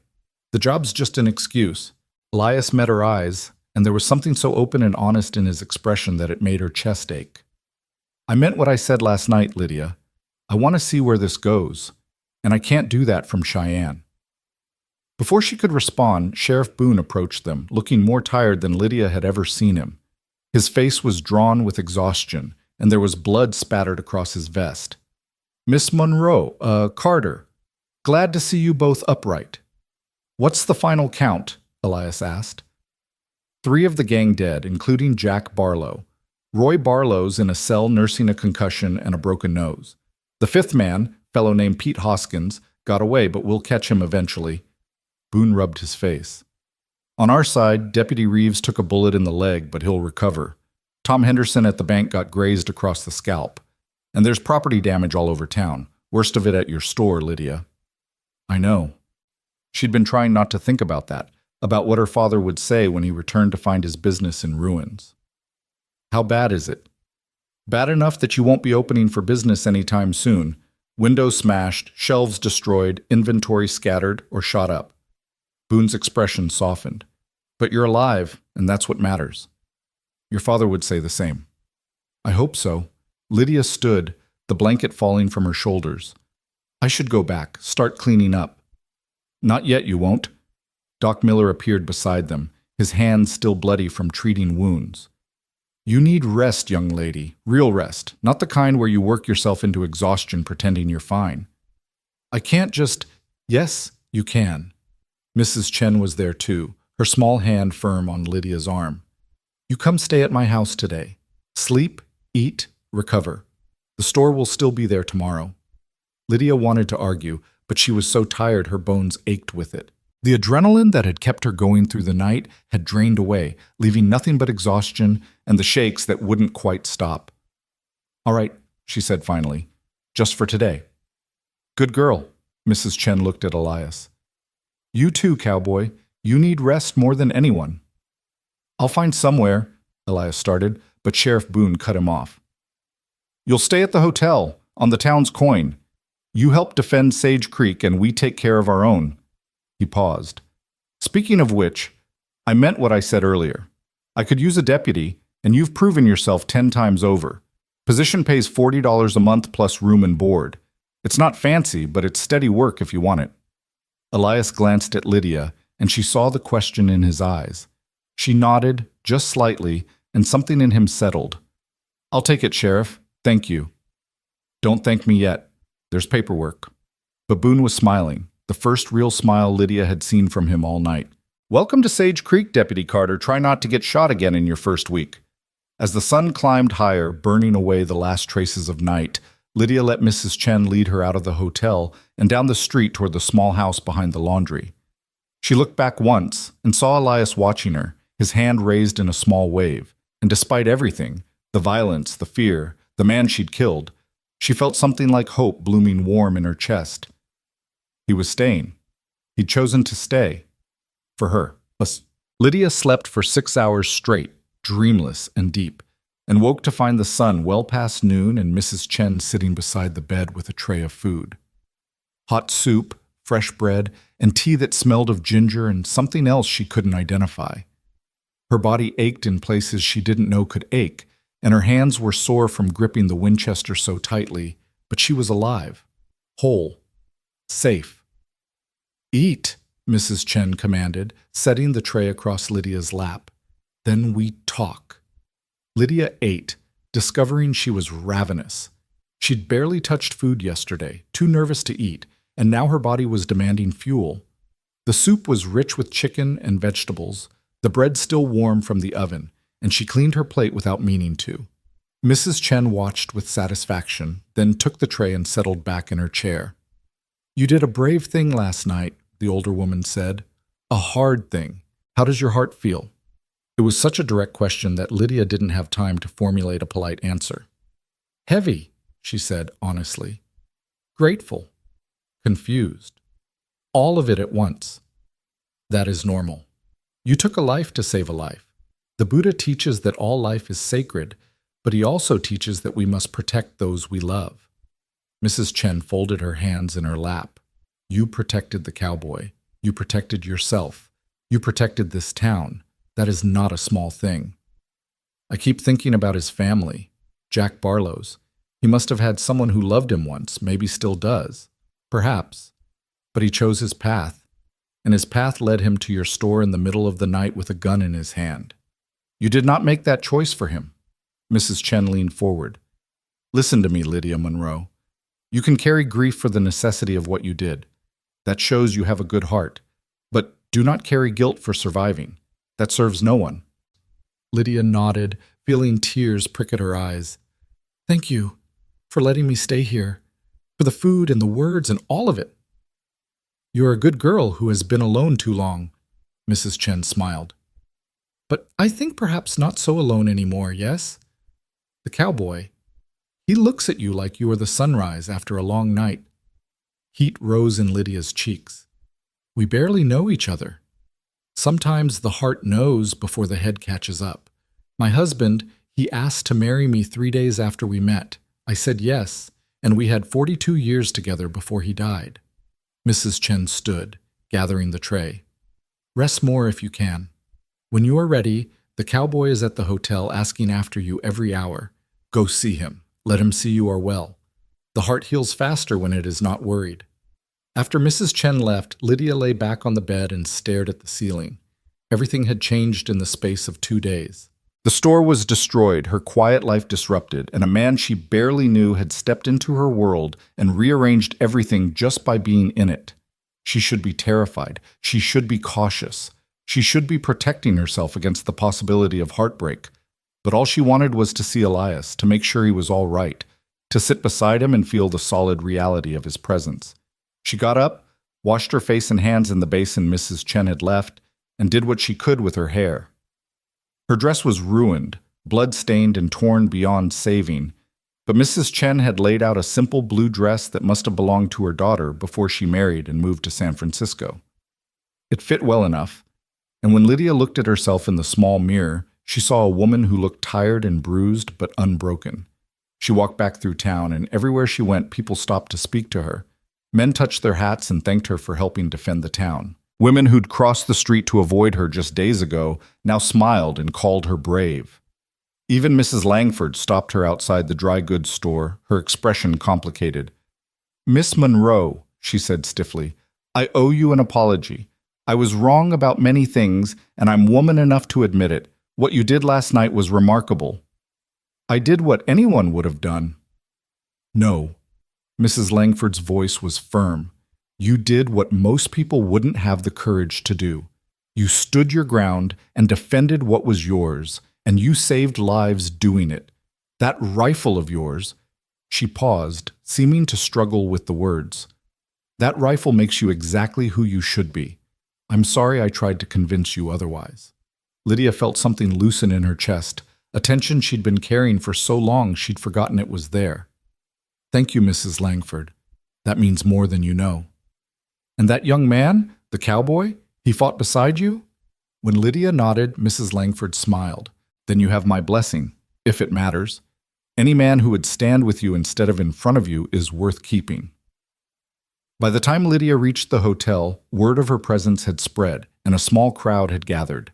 They wanted to hear the story, wanted to know what happened inside the store, wanted to touch her like she was some kind of talisman against their own fears. It was overwhelming and exhausting, and she was grateful when Sheriff Boone appeared and cleared a path. "All right, folks, give the girl some air. She's been through enough without you all pestering her." He guided Lydia inside and up the stairs to the second floor. "Carter's in room 7. Doc Miller's orders are rest and quiet, so don't keep him up too long." "I won't. Thank you, Sheriff." "Stop thanking people and go see your cowboy." But Boone was smiling when he said it. Lydia knocked softly on the door of room 7, and Elias's voice called for her to enter. She opened the door to find him sitting up in bed, his shoulder heavily bandaged and his shirt off. The sight of him, alive, whole, looking at her with such relief, made her throat tight. "Lydia." He started to get up, but she waved him back down and crossed to sit on the edge of the bed. "Mrs. Chen said you were resting. Are you all right?" "I'm fine. Are you?" "Better now." He reached out with his good hand and tucked a strand of hair behind her ear, the gesture so familiar already that it made her heart ache. "I was worried. You looked so shaken this morning." I am, but I'm dealing with it." She covered his hand with hers. "Doc Miller says you need to rest." "I've been resting for hours. I'm going crazy just sitting here." He shifted, wincing slightly. "How bad is the store?" "I haven't been back yet. Sheriff says it's pretty destroyed." Lydia tried to keep her voice steady. "My father's going to be devastated." "Your father's going to be grateful you're alive. Everything else can be fixed or replaced." Elias studied her face. "When does he get back?" "He said another week, but I'm going to send a telegram today asking him to come home sooner. He needs to know what happened."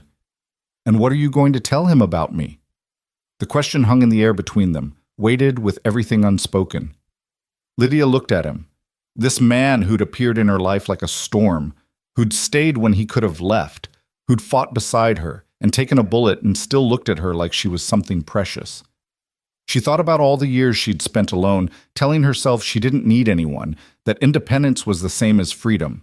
But freedom, she was learning, wasn't about being alone. It was about having the choice not to be.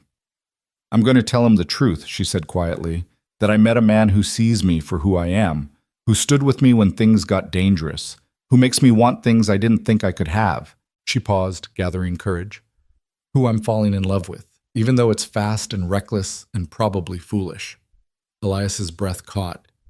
"Lydia, I know it's too soon. I know we barely know each other. I know all the reasonable, sensible arguments against this." She met his eyes. "But I also know that when you walked into my store 2 days ago, something in me recognized something in you.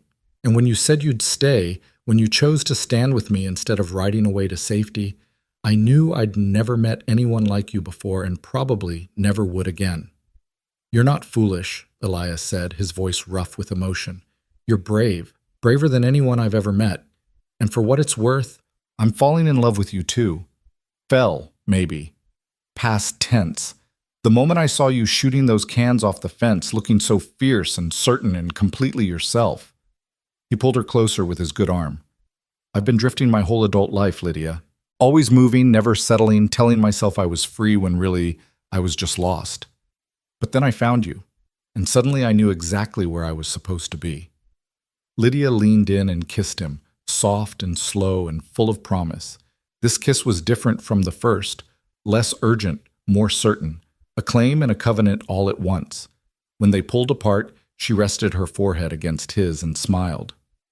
So what now? She asked. Now we figure it out together. Elias stroked her hair gently. I'll take the deputy job and learn the work. You'll rebuild the store with your father. We'll court properly, give the town something to talk about besides outlaws. And when enough time has passed that it's respectable, I'll ask your father for permission to marry you. And if he says no, then I'll ask you anyway. He grinned. Though something tells me your father's going to like me just fine.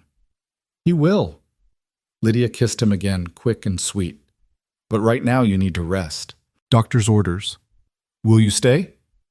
For a while. She settled beside him on the bed, careful of his injured shoulder. Just until you fall asleep. I'm not tired. You're exhausted. Close your eyes. Elias grumbled but obeyed, and within minutes his breathing had deepened into sleep. Lydia stayed beside him, watching the rise and fall of his chest, letting herself feel the simple miracle of their survival. Outside, the town was cleaning up, repairing damage, returning to normal. And here, in this quiet room, two people who'd been alone too long had found each other in the chaos and chosen to stay.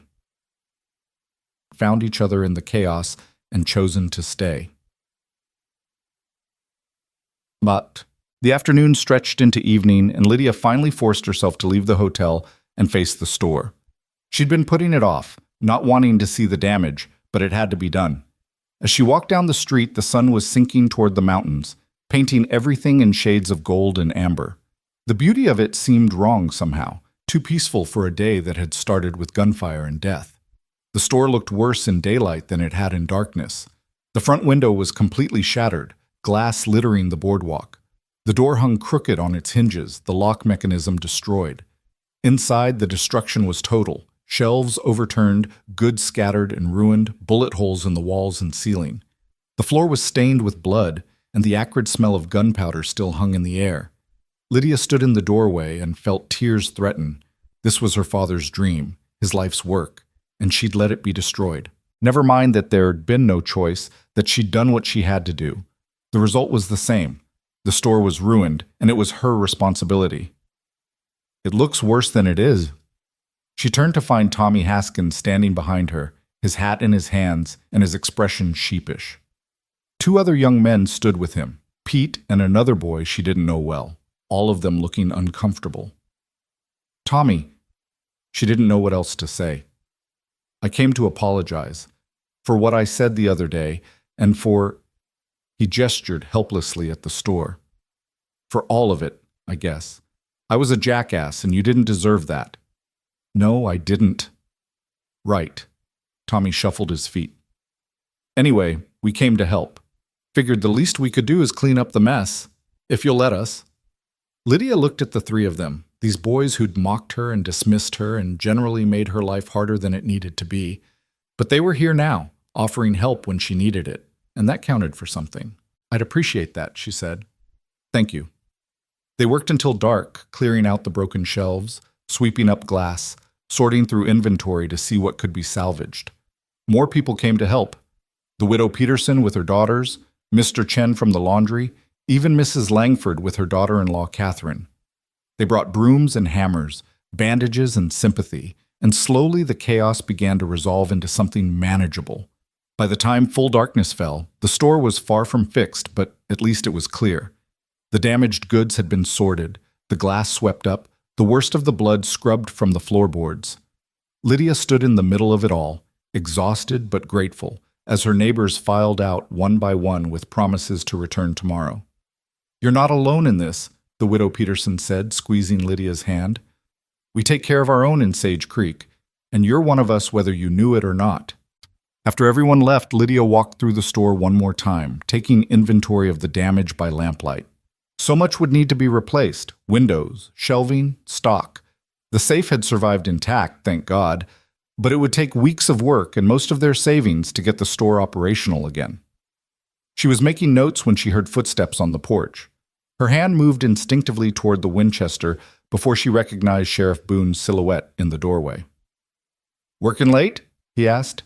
"Couldn't sleep anyway. Figured I might as well be productive." Lydia set down her pencil. "Did you catch the fifth outlaw?" "Not yet, but we will.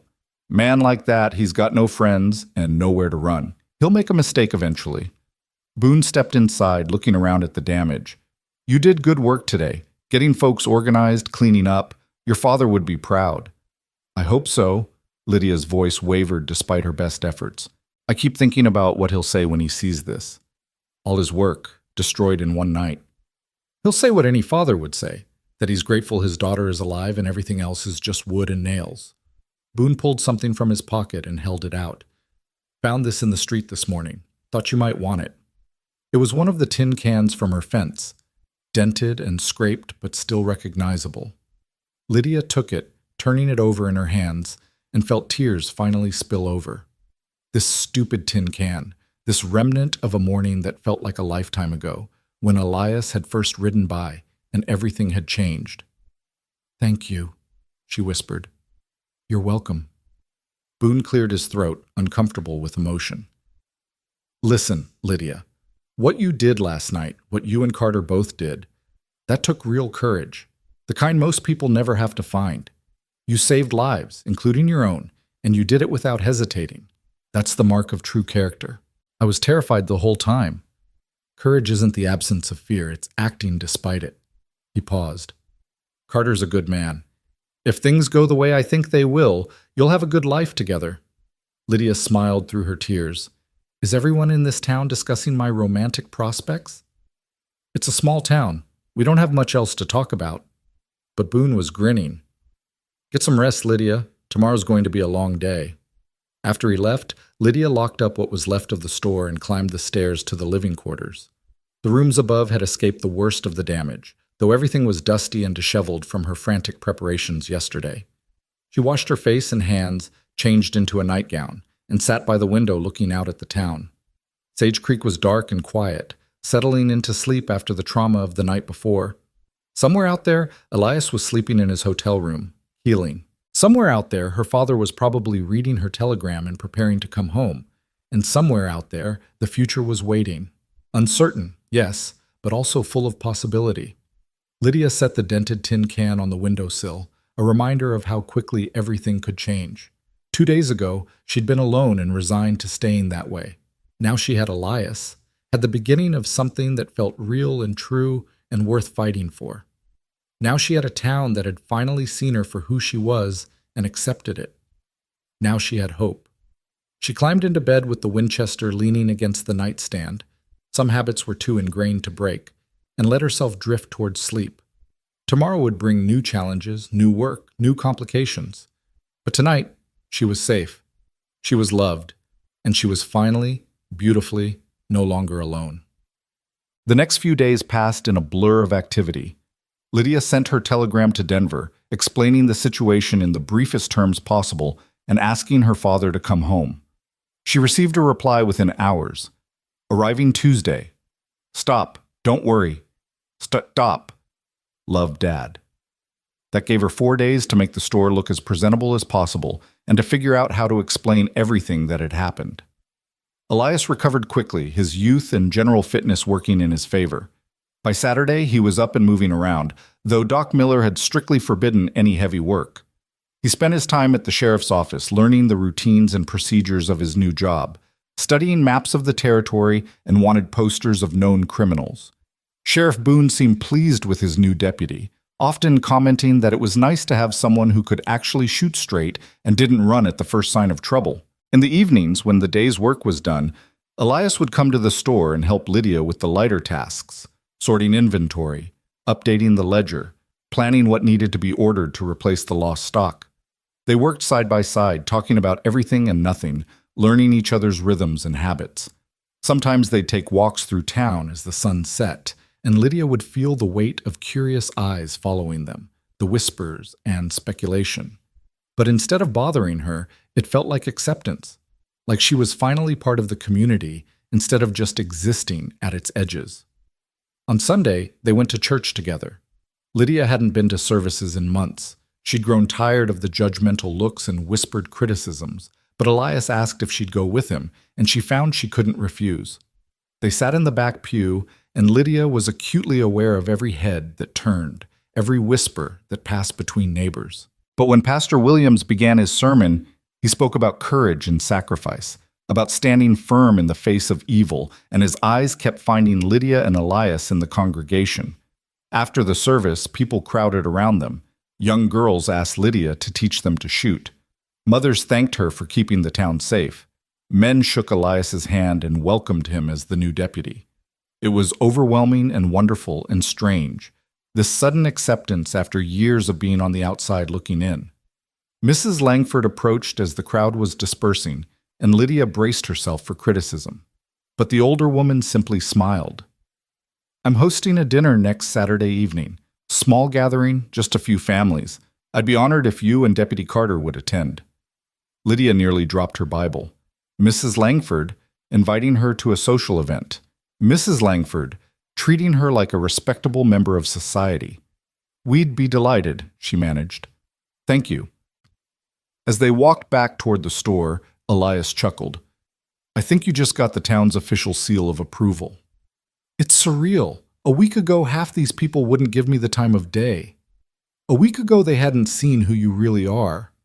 Sometimes people need a crisis to shake them out of their prejudices." He slipped his hand into hers, the gesture natural and easy. "Though, if I'm honest, I'm glad it happened. Otherwise, I might have ridden through this town and never stopped, and I would have missed out on the best thing that's ever happened to me." Lydia squeezed his hand. "Even getting shot?" "Even that. Worth it." He pulled her to a stop in the middle of the street and turned to face her. "Lydia, I know we're doing this backward, falling in love before courting, getting engaged before marriage, but I want you to know something. When your father gets back, when things settle down, I'm going to ask him for his blessing, and then I'm going to ask you to marry me, properly, with a ring and everything." Her heart felt too big for her chest. "And what if I say no?" "You won't." He said it with such confidence that she had to laugh. "But if you do, I'll ask again, and again, until you get tired of saying no and say yes just to shut me up." "That's not very romantic." "I'll work on it." He kissed her then, right there in the middle of Main Street with half the town probably watching, and Lydia kissed him back without caring who saw. Let them talk. Let them whisper. She'd spent too many years caring what people thought, and she was done with it. When they pulled apart, she saw Tommy Haskins watching from across the street, his expression complicated. He raised his hand in a tentative wave, and Lydia waved back. Some wounds would take time to heal, some relationships would never be what they might have been. But that was all right. She was learning that forgiveness didn't mean forgetting. It just meant choosing not to let the past poison the future. Monday morning brought more work on the store. A carpenter came to measure for new windows and shelving. A freight company representative took Lydia's order for replacement stock. The bank manager stopped by to assure her that credit was available if she needed it. The town wanted Monroe's General Store to reopen as soon as possible, and they'd help make it happen. The generosity was overwhelming, and more than once Lydia had to step outside to compose herself before tears of gratitude could fall. Monday evening, Elias finished his shift at the sheriff's office and came to help Lydia paint over the bullet holes in the walls. They worked in comfortable silence, brushes moving in steady strokes, covering the scars of violence with fresh white paint. It was symbolic somehow, this act of restoration, taking something broken and making it whole again. "Tell me about your family," Lydia said, breaking the silence. "Your parents, siblings. I've told you all about my father, but I don't know anything about yours." Elias was quiet for a moment, his brush pausing mid-stroke. "Not much to tell. My mother died when I was 14, fever, same as yours. My father remarried a year later to a woman who made it clear she didn't want a half-grown stepson underfoot. I have 3 half-sisters I barely know. When I left at 17, my father said I was making a mistake, that I'd amount to nothing. Haven't spoken to him since." "That's terrible." Lydia set down her brush and moved to stand beside him. "I'm sorry." Don't be. It taught me something important, that family isn't always blood. Sometimes it's the people you choose, the ones who choose you back. He looked down at her, his expression soft. You're my family now, Lydia. You and this town and this life we're building. That's enough for me. She rose on her toes and kissed his cheek. It's enough for me, too. They finished painting as darkness fell, then sat on the front porch sharing a simple dinner of bread and cheese and apples. The street was quiet, the town peaceful. Someone was playing a fiddle somewhere, the music drifting through the warm evening air. It felt almost normal, like the violence of Thursday night had been a nightmare they'd both awoken from. Tomorrow's Tuesday, Lydia said, leaning against Elias's good shoulder. My father will be here. Nervous? Terrified. She laughed shakily. What if he doesn't like you? What if he thinks I'm being foolish, falling for a man I've known less than a week? Then I'll prove myself to him. Elias wrapped his arm around her. However long it takes, whatever I have to do. I'm not going anywhere, Lydia.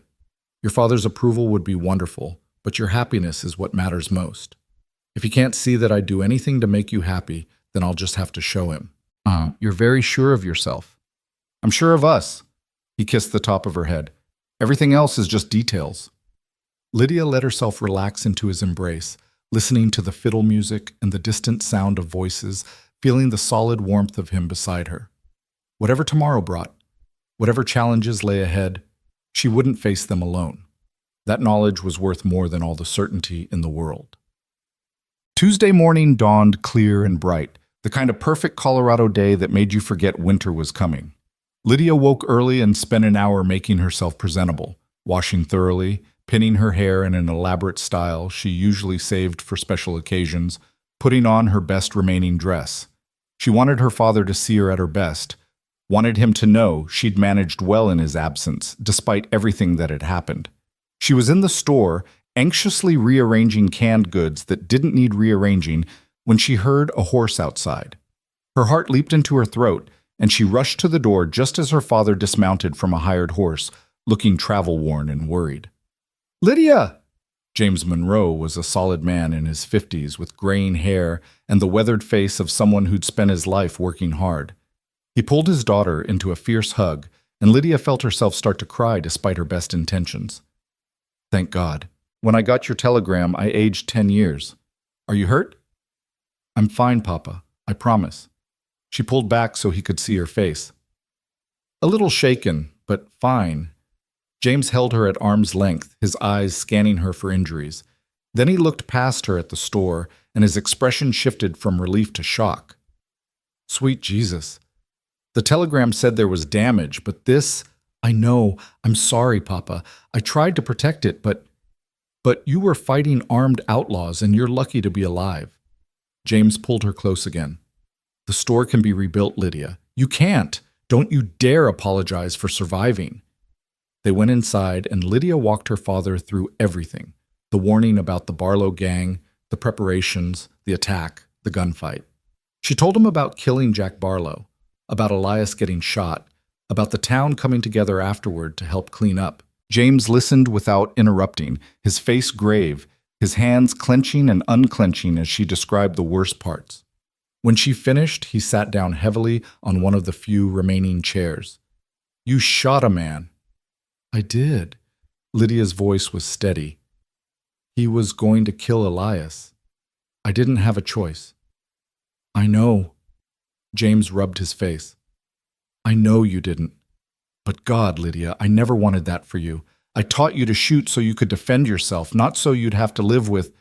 He broke off, looking at her with haunted eyes. Are you all right? Really? I think so. It's hard carrying that weight. But Elias has helped, and Mrs. Chen, and just knowing I did what I had to do. She knelt beside her father's chair. I'm dealing with it, Papa. I promise. This Elias, the cowboy from your telegram. Tell me about him. Lydia felt heat rise in her cheeks.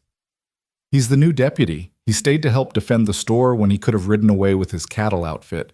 He took a bullet protecting me, and he's... She searched for the right words.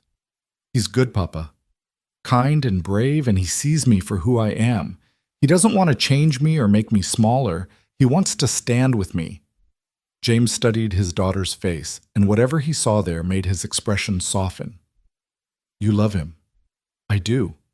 I know it's fast. I know it seems crazy, but your mother and I knew each other 3 weeks before I proposed. When you know, you know. He stood and pulled Lydia to her feet. I want to meet this man who's stolen my daughter's heart, today. He's at the sheriff's office. I can take you there now. They walked together through town, and Lydia felt like she was floating somewhere outside her body. This was it, the moment that would determine everything. If her father didn't approve of Elias, if he forbade the relationship, what would she do? She'd never defied her father before, never had reason to. But she knew, with absolute certainty, that she wouldn't give up Elias, not for anyone. The sheriff's office was a small building near the center of town, and through the window Lydia could see Elias at a desk, studying something intently. He looked up as they entered, and his face brightened when he saw her before turning carefully neutral when he noticed James. Papa, this is Elias Carter. Elias, my father, James Monroe. The two men sized each other up in that way men do, measuring and assessing. Then James extended his hand. Mr. Carter, I understand I owe you my daughter's life. Elias shook his hand firmly. With all due respect, sir, your daughter saved her own life, and possibly mine. I just had the privilege of standing beside her while she did it. James's eyebrows rose. That's not how she tells it. Your daughter's modest. She's also the best shot I've ever seen and brave enough to make most men look like cowards. Elias glanced at Lydia, his expression warm. You raised an extraordinary woman, Mr. Monroe. You should be proud. I am. James released his hand and stepped back. Sheriff Boone tells me you've taken the deputy position. Yes, sir. $40 a month and room and board. Not much, but it's honest work, and I'm good at it. And before this, what were you? A drifter, a cowboy. Whatever work I could find, moving from job to job and town to town. Never stayed anywhere longer than a season. Elias's voice was steady, honest. I won't lie to you, sir. I don't have money saved up or property to my name. Everything I own fits in a saddlebag. But I'm a hard worker. I don't drink to excess, and I've never shirked a responsibility in my life. James crossed his arms. My daughter says you have feelings for her. I'm in love with her, sir. Have been since the moment I saw her shooting tin cans off a fence like she was born doing it. Elias met James's eyes directly. I know it's fast. I know I'm not what you probably imagined for her. No money, no prospects beyond a deputy's salary. But I swear to you, I will spend the rest of my life making sure she's happy and safe and free to be exactly who she is. That's my promise, and I don't make promises lightly. The office was silent except for the ticking of the clock on the wall. Lydia held her breath, watching her father's face, trying to read his expression. Finally, James nodded. All right, you can court my daughter, but there are conditions. Name them. First, you do this properly. No rushing, no impropriety. You court her in public places where people can see you're behaving respectably. Second, you keep her safe. That means teaching her to protect herself even better than I did, and being there when she needs you. Third, James paused, his voice growing softer. Third, you make her happy, really happy, not just comfortable. My wife made me promise, before she died, that I'd make sure Lydia had a life full of joy. That's what I want for her. Can you do that? Elias's smile was like sunrise. Yes, sir. I can do that. I will do that. Then you have my blessing. For now. James looked between them. But understand, Mr. Carter, you hurt my daughter, and deputy or not, you'll answer to me. Understood, sir. And if I ever hurt your daughter, I'll hold the gun myself.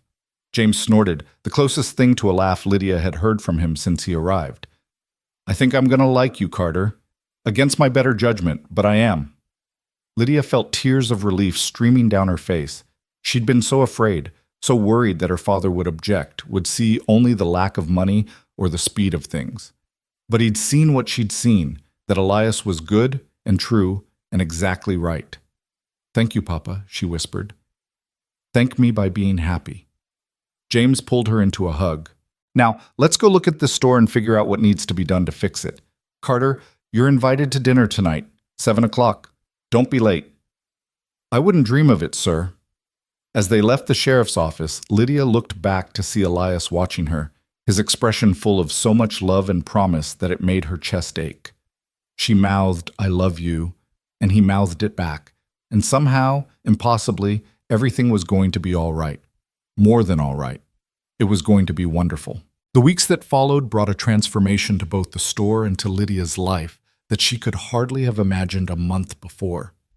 Her father threw himself into the repairs with the same stubborn determination that had built the business in the first place, and the whole town seemed eager to help. Carpenters worked long hours installing new windows and shelving.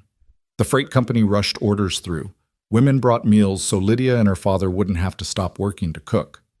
It was as if Sage Creek had collectively decided that Monroe's General Store was more than just a business. It was a symbol of their resilience, their refusal to let outlaws dictate their future. Elias settled into his role as deputy with a natural authority that impressed even the most skeptical townspeople. He patrolled the streets with quiet confidence, broke up fights at the saloon without excessive force, and showed a talent for diffusing tense situations with words instead of violence. Sheriff Boone often remarked that hiring Elias was the best decision he'd made in years, and the older lawman seemed to relax knowing he had reliable backup. And every evening, when the day's work was done, Elias would come to the store and court Lydia properly, just as he'd promised her father. They'd sit on the porch as the sun set, talking about their days, their dreams, their plans for the future. Sometimes James would join them, telling stories about Lydia's mother or asking Elias about his time on the trail. Other times, he'd tactfully busy himself upstairs, giving them privacy while still being close enough to maintain propriety. On their first real date, Elias took Lydia to Mrs. Chen's cafe again, and this time the meal felt different, more official, more public. Half the town seemed to find excuses to walk past the window, and Mrs. Chen kept bringing them extra food with a knowing smile. Lydia felt self-conscious at first, aware of all those watching eyes, but Elias just laughed and said, "Let them look. I'm proud to be seen with you." The following Saturday, they attended Mrs. Langford's dinner party, and Lydia wore a dress her father had bought her in Denver, deep green silk that made her eyes look even darker. Elias wore his best shirt and pants, his hair freshly cut, and when he offered her his arm to walk to the Langford house, Lydia felt like they were playing at being respectable adults. But it wasn't playing, she realized. This was real life, the life they were building together. The dinner was surprisingly pleasant. Mrs. Langford seated them near the head of the table as guests of honor, and the conversation ranged from town business to national politics to the upcoming harvest. Catherine Langford, Mrs. Langford's daughter-in-law, asked Lydia shyly if she'd really meant it about teaching young women to shoot, and when Lydia said yes, 3 other women immediately expressed interest. By the time dessert was served, apple pie with fresh cream, Lydia had agreed to hold shooting lessons every Sunday afternoon after church. "You're going to be busy," Elias observed as they walked home under a sky full of stars. "Running the store, giving lessons, putting up with me." "I like busy." Lydia squeezed his arm. "And putting up with you is the easiest part." Liar, but he was smiling. "Your father seems to be warming to me." "He likes you. He told me so yesterday while you were on patrol. Said you remind him of himself at that age, determined and honest and not afraid of hard work." She paused. "He also said he thinks you'll make me happy, which is all he's ever wanted for me." Elias stopped walking and turned to face her, his expression serious in the starlight. "I will make you happy, Lydia. That's not just a promise to your father, it's a promise to you.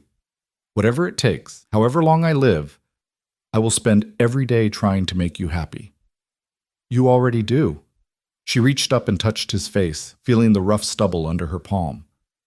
"Just by being you, just by seeing me as I am and not wanting to change anything." He kissed her then, slow and deep and full of longing, and Lydia felt heat bloom through her body. They were standing in the middle of the street where anyone could see, but she didn't care. Let the whole town watch. Let them talk. She was done hiding, done pretending to be smaller than she was. This was who she'd become. A woman who'd faced down outlaws and won, who'd found love in the chaos, who wasn't afraid anymore. When they pulled apart, both breathing hard, Elias rested his forehead against hers. We should get you home before your father comes looking for us with a shotgun. He trusts you. I know.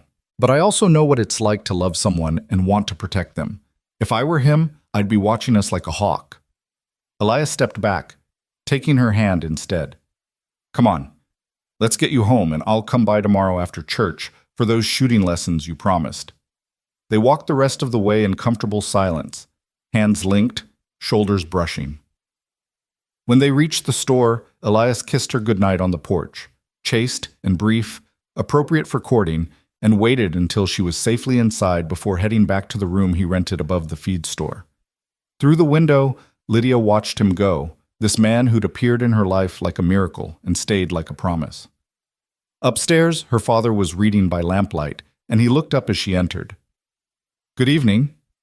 Wonderful evening. Lydia couldn't keep the smile off her face. Mrs. Langford was actually pleasant, and I've agreed to teach shooting lessons starting next week. Your mother would have loved that. James set down his book. She always said women should know how to protect themselves, that dependence was just another kind of cage. She'd be proud of you, Lydia, proud of the woman you've become. Lydia felt tears prick at her eyes. I wish she could have met Elias. She'd have liked him. Hell, she'd have probably encouraged this whole thing from the start. Your mother never had much patience for convention. James stood and crossed to his daughter, pulling her into a hug. Are you happy, sweetheart? Really happy? More than I ever thought I could be. She pulled back to look at him.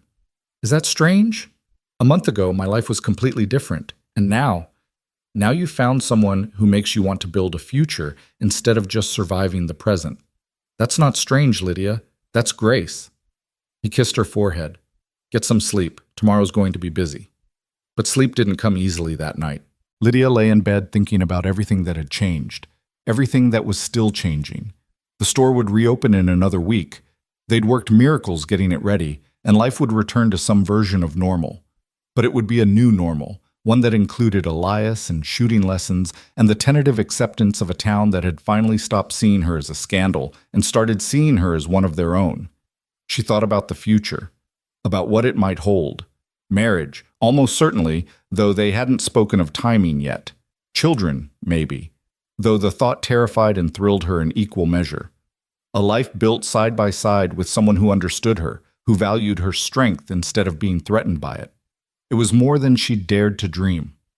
The next morning, church services were packed, and Lydia found herself the center of attention once again. Young women clustered around her after the service, eager to know when the shooting lessons would start and what they needed to bring. Lydia promised to have everything organized by next Sunday, and she saw pride in Elias's eyes as he watched her handle the crowd with easy confidence. That afternoon, she and Elias rode out to a spot north of town where they could practice shooting without disturbing anyone.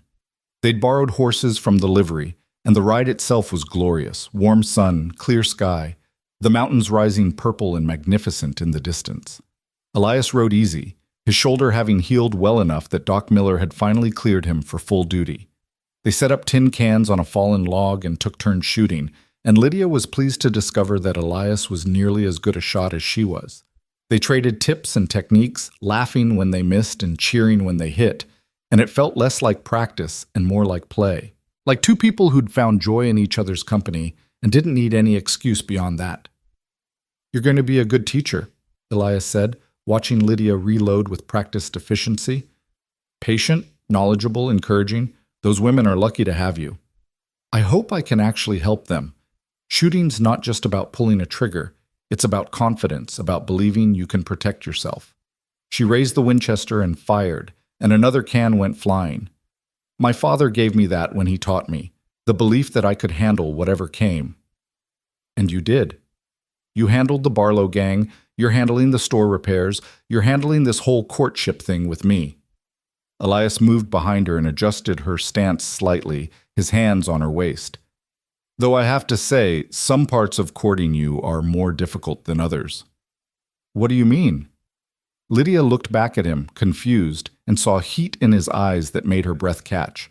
I mean, it's hard to be proper and respectful when what I really want is to kiss you until neither of us can think straight. His voice was low, rough. I want to court you right, Lydia. Want to do this the way your father expects. But God, it's not easy. Lydia set down the Winchester carefully and turned in his arms.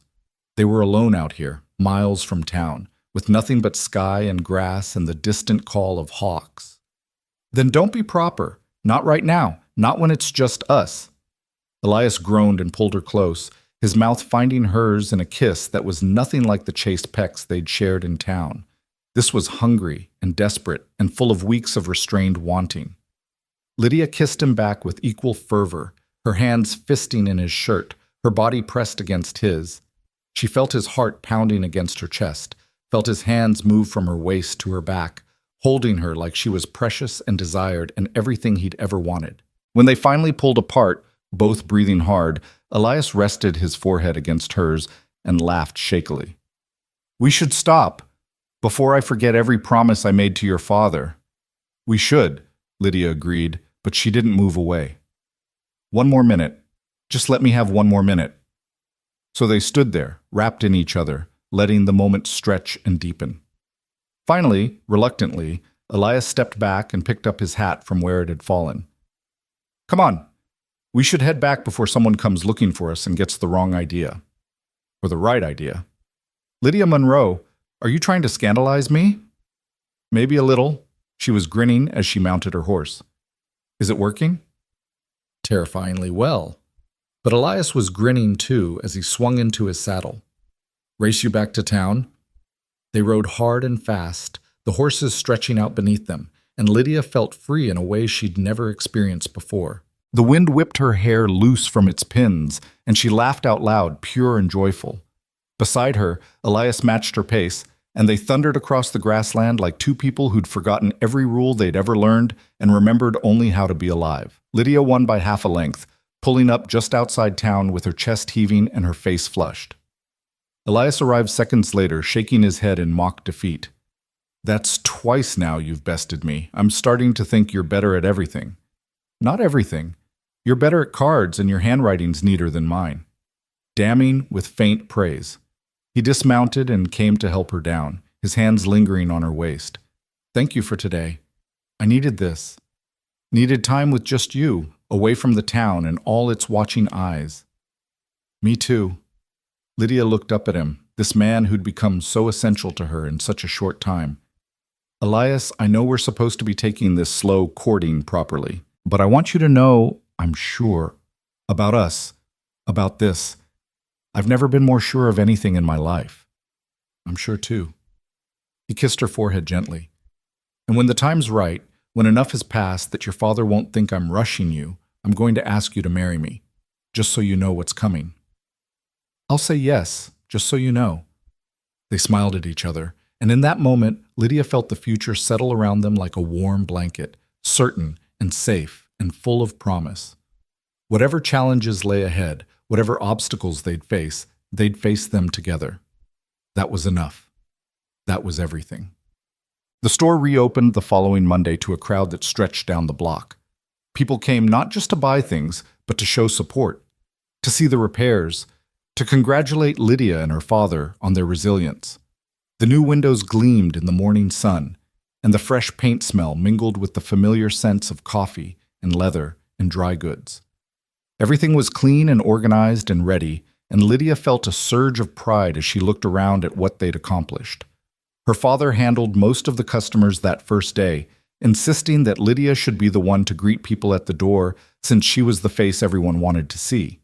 It was overwhelming and exhausting and wonderful. Townspeople she'd never spoken to before came to shake her hand and welcome her back. Children stared at her with wide eyes, clearly having heard exaggerated stories about the shootout. And more than one person made a point of saying they were proud to shop at a store run by such a brave woman. By closing time, they'd done more business than any single day in the store's history. James counted the cash with shaking hands, hardly believing the total. "We're going to be all right," he said, his voice thick with emotion. "Better than all right. Lydia, we're going to thrive." "We earned it." Lydia was exhausted but happy.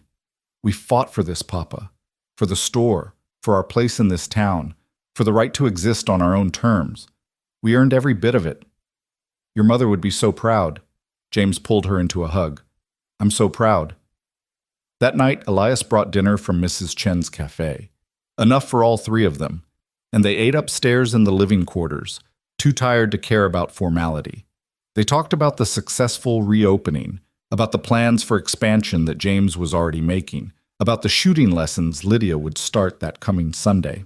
The conversation was easy and comfortable, and Lydia realized this was what family felt like. Not just blood, but chosen.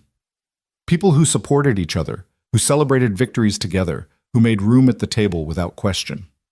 After dinner, while James cleaned up, Elias walked Lydia out to the porch. The night was cool, autumn finally making itself felt after the long summer heat. Stars blazed overhead, and somewhere a fiddle was playing, the music drifting through the darkness. "Your father's a good man," Elias said, leaning against the porch rail. "I'm glad I got to meet him, glad he gave us his blessing." "He likes you, more than likes you, he respects you. That's harder to earn with him." Lydia joined him at the rail, their shoulders touching. "He told me yesterday that you remind him of the man he was before life made him cautious. Said you have the kind of courage that doesn't show off, just acts." "That's generous of him." Elias was quiet for a moment. "Lydia, I've been thinking. About us, about the future, about timing." Her heart rate picked up. "What about it?" "I know we agreed to take things slow, to court properly, and give the town time to adjust. And I still want to do that. I'm not suggesting we rush into anything." He turned to face her fully. "But I also know what I want, and I don't see the point in pretending otherwise. So I'm giving you fair warning. I'm going to ask your father for his blessing to propose. Soon. Maybe next week, maybe the week after. And then I'm going to ask you, with a ring and witnesses and everything proper. I just wanted you to know it's coming so you can think about your answer." Lydia's breath caught. She'd known this was coming, had even told him she'd say yes.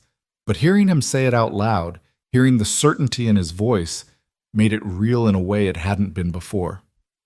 "I've already thought about my answer." "And?" "And you'll hear it when you ask properly." She was smiling, though, couldn't help it. "But Elias, just so you're not nervous, it's the answer you want." He pulled her into his arms, and they stood there wrapped in each other while the fiddle music played and the stars wheeled overhead. Lydia felt peace settle into her bones, the kind of deep contentment that came from knowing you were exactly where you belonged. A month ago, she'd been alone and resigned to staying that way. Now she had love, had partnership, had a future that stretched bright and endless before her. "I should go," Elias murmured eventually, "before your father comes out here and reminds me about proper courting distance." Probably wise, but Lydia didn't let go immediately. "Same time tomorrow?" "Every tomorrow," he promised, "for the rest of our lives, if you'll have me." "I will." She kissed him quickly, sweetly. "Now go, before I decide propriety is overrated." He left with obvious reluctance, and Lydia watched until he disappeared into the darkness before going back inside. Her father was sitting in his chair by the lamp, reading, and he looked up as she entered. "He's going to ask you to marry him soon," James said. It wasn't a question. "Yes." Lydia sat down across from him. "Is that all right with you?" "It's more than all right. It's what I hoped for." He set down his book. "I wanted to wait until things settled before saying this, but Lydia, I see the way he looks at you, like you hung the moon and stars just for him. That's how I looked at your mother, and that's how every woman deserves to be looked at by the man she marries." "You approve then? Really approve, not just tolerating him for my sake?" "I really approve. He's a good man, Lydia. Honest, hardworking, brave. He loves you for exactly who you are, which is all I ever wanted for you." James smiled. "When he comes to ask my blessing, I'm going to give it. And then I'm going to give you my mother's ring, the one I gave your mother when I proposed. So he has something proper to offer you." Lydia felt tears well up. "Papa, that ring means everything to you. And you mean everything to me. Your mother would want you to have it, to start your marriage with something that connects you to her." He stood and pulled Lydia up, holding her close. "You're going to be happy, sweetheart. I can feel it. You're going to have the life your mother and I always dreamed you'd have." "I hope so." She pulled back to look at him. "But what about you? I'll be moving out eventually, leaving you alone here." "I've been alone before. I'll manage." He smiled. "Besides, Deputy Carter's room above the feed store isn't exactly spacious. I imagine you'll want to stay here for a while after you're married, just until you can afford something of your own. I'm not getting rid of you that easily." "You make a good point." Lydia laughed through her tears. "I hadn't thought that far ahead." "Well, start thinking, because your cowboy's not going to wait much longer, and when he asks, you're going to say yes, and then we'll be planning a wedding." James kissed her forehead. "Now get some sleep. Tomorrow's another busy day." But Lydia lay awake long after her father's snoring started, her mind spinning with possibilities. Marriage. A home of her own, eventually. Children, maybe. A life built with Elias, full of work and love and the kind of partnership she'd only ever dreamed about. It was terrifying and thrilling in equal measure, this leap into the unknown. But she wasn't leaping alone. That made all the difference. Sunday's shooting lesson drew a crowd bigger than Lydia had expected. 10 women showed up, ranging in age from 16 to 60, all of them carrying rifles of varying quality, and all of them looking both determined and nervous. Elias came along to help, and together they set up targets behind the church where the noise wouldn't disturb anyone. Lydia started with the basics: stance, grip, sight alignment. She moved among the women, correcting posture and offering encouragement, and she found she genuinely enjoyed teaching. There was something satisfying about watching someone who'd never held a rifle before learn to shoot with confidence. The widow Peterson turned out to be a natural, hitting the target on her third try. Catherine Langford was timid at first, but grew bolder with each successful shot. Even Mrs. Langford showed up to watch, and though she didn't pick up a rifle herself, she looked approving. "You're good at this," Elias observed during a break while the women were reloading. "Patient but firm. They respect you." "I hope so. I want them to feel capable, not just go through the motions." Lydia watched her students, feeling proud of their progress. Every woman should know she can protect herself, that she doesn't have to wait for a man to save her. "Though it's nice when you have backup," Elias added with a grin. "Professional opinion as your backup." "Professional opinion noted." She bumped his shoulder with hers. "Thank you for helping. I couldn't have managed this many women alone." "Happy to help. Besides, watching you teach is attractive. Very schoolmarm with a dangerous side." Lydia snorted. "That's not a thing." "It is now. I'm making it a thing." They taught for another hour, and by the end, every woman had hit the target at least once. Faces that had been nervous at the start were now glowing with confidence and accomplishment. As they packed up, several women asked when the next lesson would be, and Lydia promised to make it a regular Sunday event. The sense of community, of women supporting each other and learning practical skills, felt revolutionary in a town that had always emphasized domestic duties over self-reliance. Walking back through town afterward, Lydia felt someone watching them. She turned to see Tommy Haskins standing outside the feed store, his expression complicated. He'd been keeping his distance since the night of the shootout, and their few interactions had been awkward but civil. Now he approached slowly, hands in his pockets. "Miss Monroe?" "Carter." He nodded to them both. "I heard about the shooting lessons. That's a good thing you're doing, teaching women to defend themselves." "Thank you, Tommy." Lydia was cautious, unsure where this was going. "I wanted to apologize. Again, I've apologized for what I said, but I never apologized for why I said it." Tommy looked uncomfortable, but determined. "I was jealous. You were always so sure of yourself, so confident, and you never needed anyone's approval. I wanted you to need mine, I guess. And when you didn't, when you chose Carter here, I got mean about it. That wasn't right." "No, it wasn't." Elias's voice was level. "But it takes courage to admit that." "Yeah, well," Tommy shrugged. "I've been thinking a lot since that night. About what matters, about the kind of man I want to be. Watching you two fight off those outlaws while I was hiding in the church with the women and children, that was humbling. Made me realize I've got a lot of growing up to do." "We all do," Lydia said gently. "Thank you for saying that, Tommy. It means something." "You're welcome." He tipped his hat and walked away, and Lydia felt another piece of the past settle into place. Not forgotten, but forgiven. Released.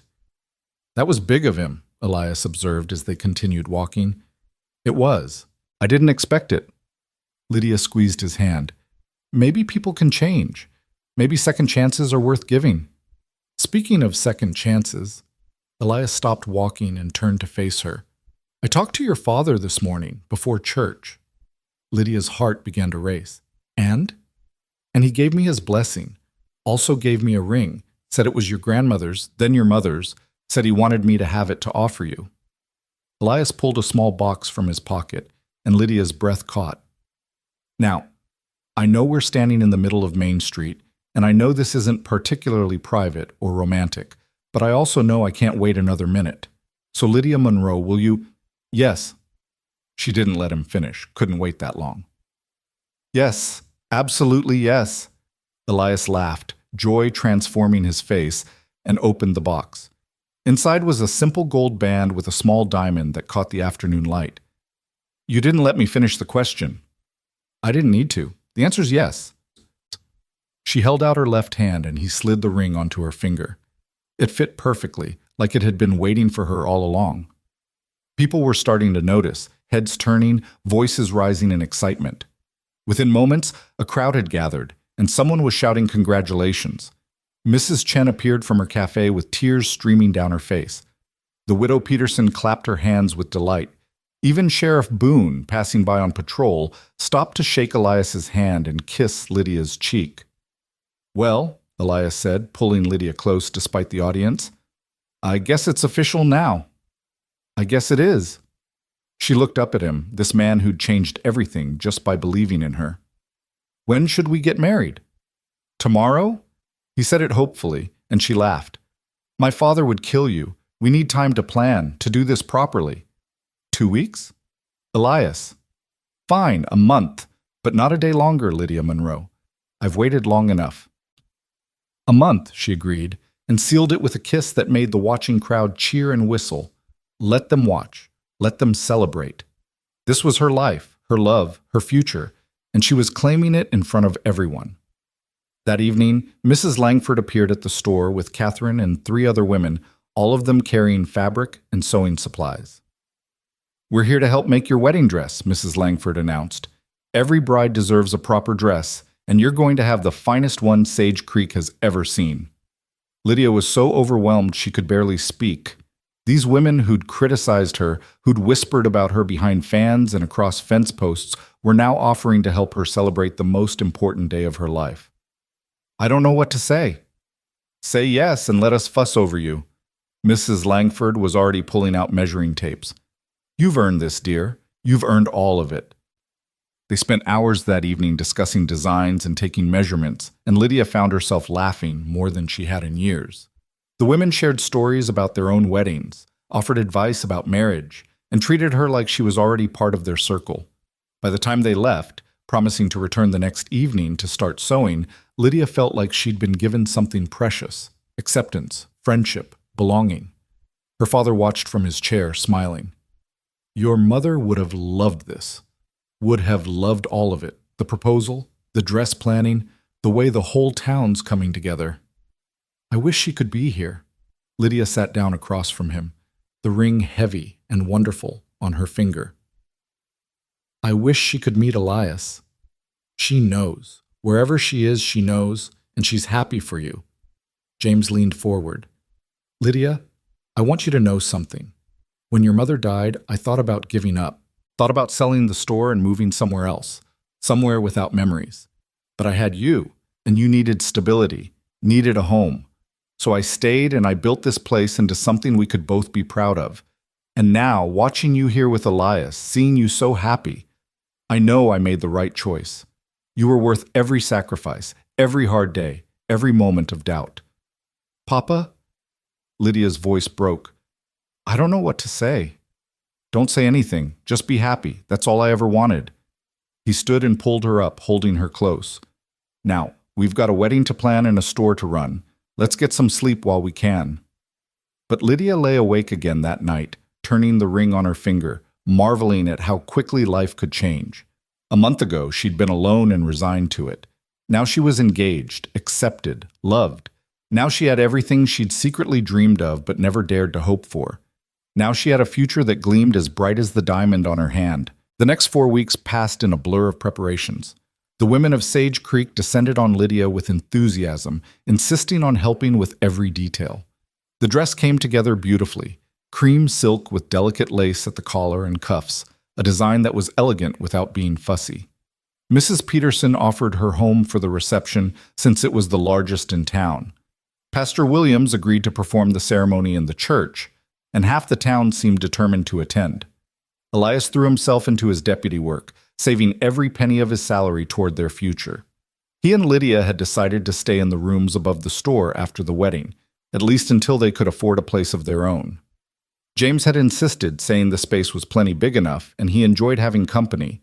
Secretly, Lydia suspected her father wasn't quite ready to let her go completely, and she was grateful for his offer.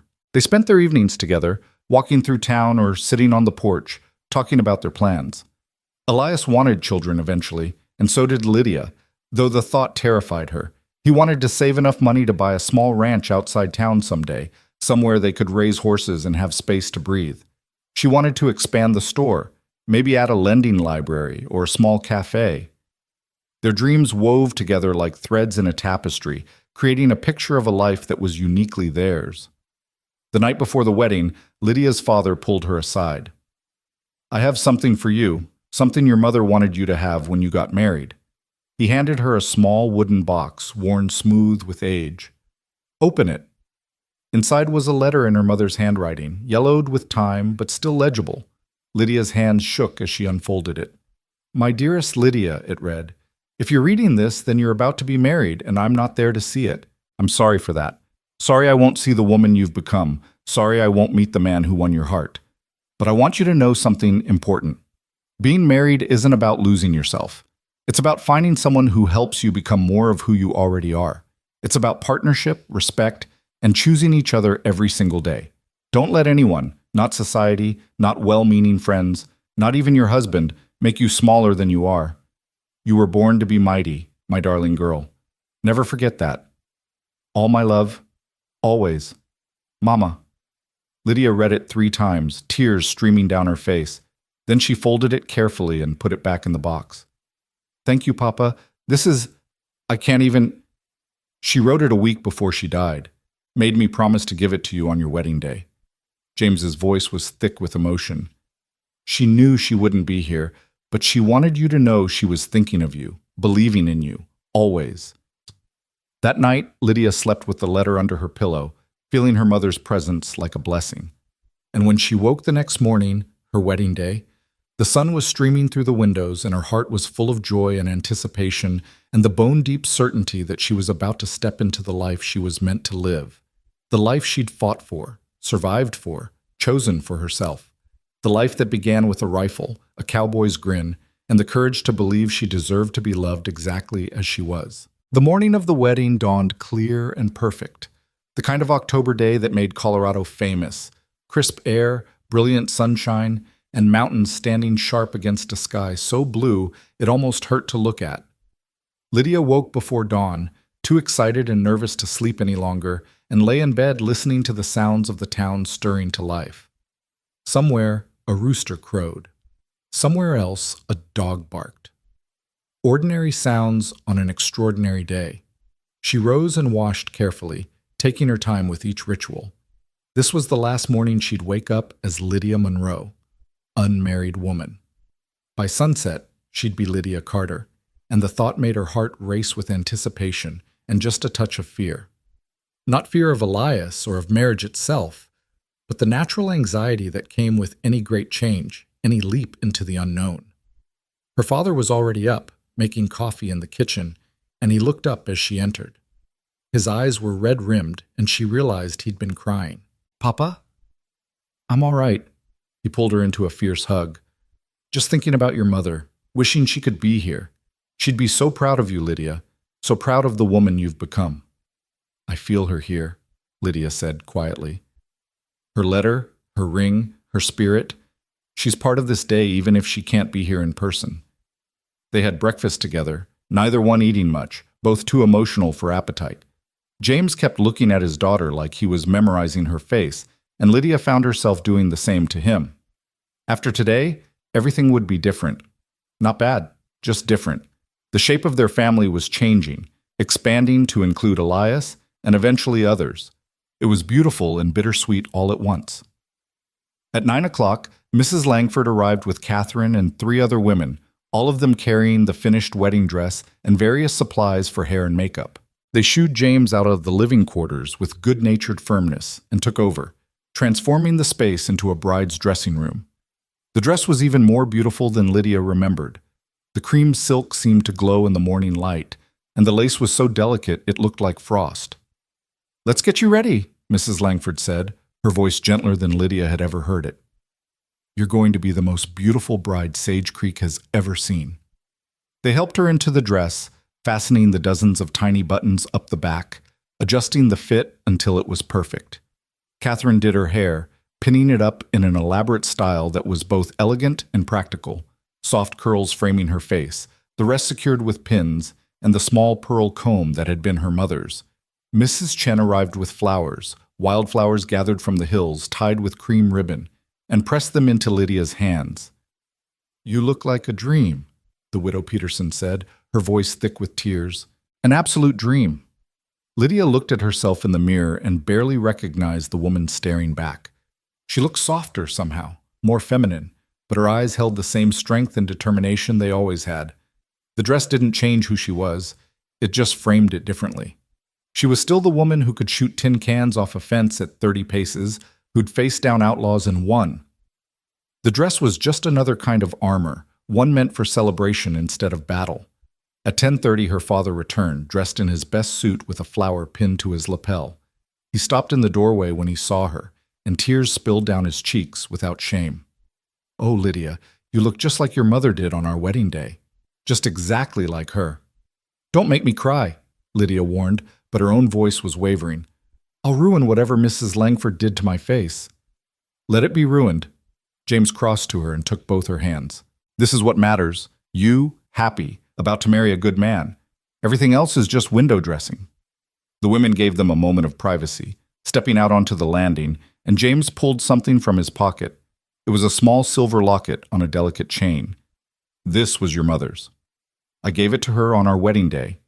Inside is a piece of her hair and a piece of mine, braided together. I want you to wear it today, so she can be close to your heart." Lydia couldn't speak. She just turned so her father could fasten the locket around her neck, feeling the cool metal settle against her skin.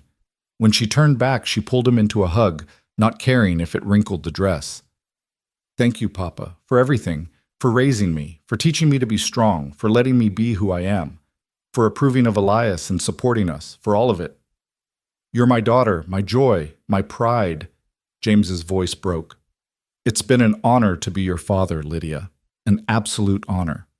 At 11 o'clock, they walked together through town toward the church. Word had spread that the bride was coming, and people lined the street to watch. Children threw flower petals. Women dabbed at their eyes with handkerchiefs. Men removed their hats respectfully. It felt like the whole town had turned out to witness this moment, to celebrate not just a wedding, but everything it represented: survival, courage, love, found in the midst of chaos. The church doors stood open, and inside Lydia could hear the soft murmur of voices, the rustle of people settling into pews. Pastor Williams appeared in the doorway, smiling, and gestured for them to wait. "The groom's ready. Are you?" "I've been ready since the moment he asked," Lydia said, and meant it with her whole heart. The church organ began to play, and James offered his arm. They walked down the aisle together, and Lydia was dimly aware of faces turning toward her, Mrs. Langford dabbing her eyes, Sheriff Boone standing tall and proud, the women from her shooting lessons smiling and crying simultaneously. But her focus narrowed to the man standing at the altar, and everything else fell away. Elias looked devastating in a new black suit, his hair neatly combed, his face clean-shaven. But it was his expression that made Lydia's breath catch, pure, unfiltered love and wonder, like he couldn't quite believe this was real. As she approached, she saw his eyes glisten with tears, and that gave her permission to let her own fall freely. James placed her hand in Elias's and stepped back, but not before whispering, "Take care of my girl." "With my life," Elias promised, and James nodded, satisfied. Pastor Williams began the ceremony, his voice resonant in the packed church. Lydia heard the words as if from a great distance: love, honor, cherish, commitment. She responded when required, but her focus was on Elias, on the way he was looking at her like she'd hung the stars just for him. When it came time for vows, Elias spoke first, his voice steady despite the emotion shining in his eyes. Lydia, I came to this town a drifter with no plans beyond the next cattle drive. Then I saw you shooting that Winchester like you owned the world, and everything changed. You showed me what it means to be brave, to stand for something, to refuse to be less than you are. You saved my life that night in the store. But you saved more than that. You saved me from a life of just drifting through, never connecting, never belonging. I promise to stand with you, not in front of you or behind you, but beside you. I promise to see you always as you are and never ask you to be smaller. I promise to love you fiercely, protect you faithfully, and spend every day of my life trying to deserve the gift of your love. This I swear before God and everyone here. Lydia was crying openly now, and she didn't care. When it was her turn, she spoke from her heart, no prepared words, just truth.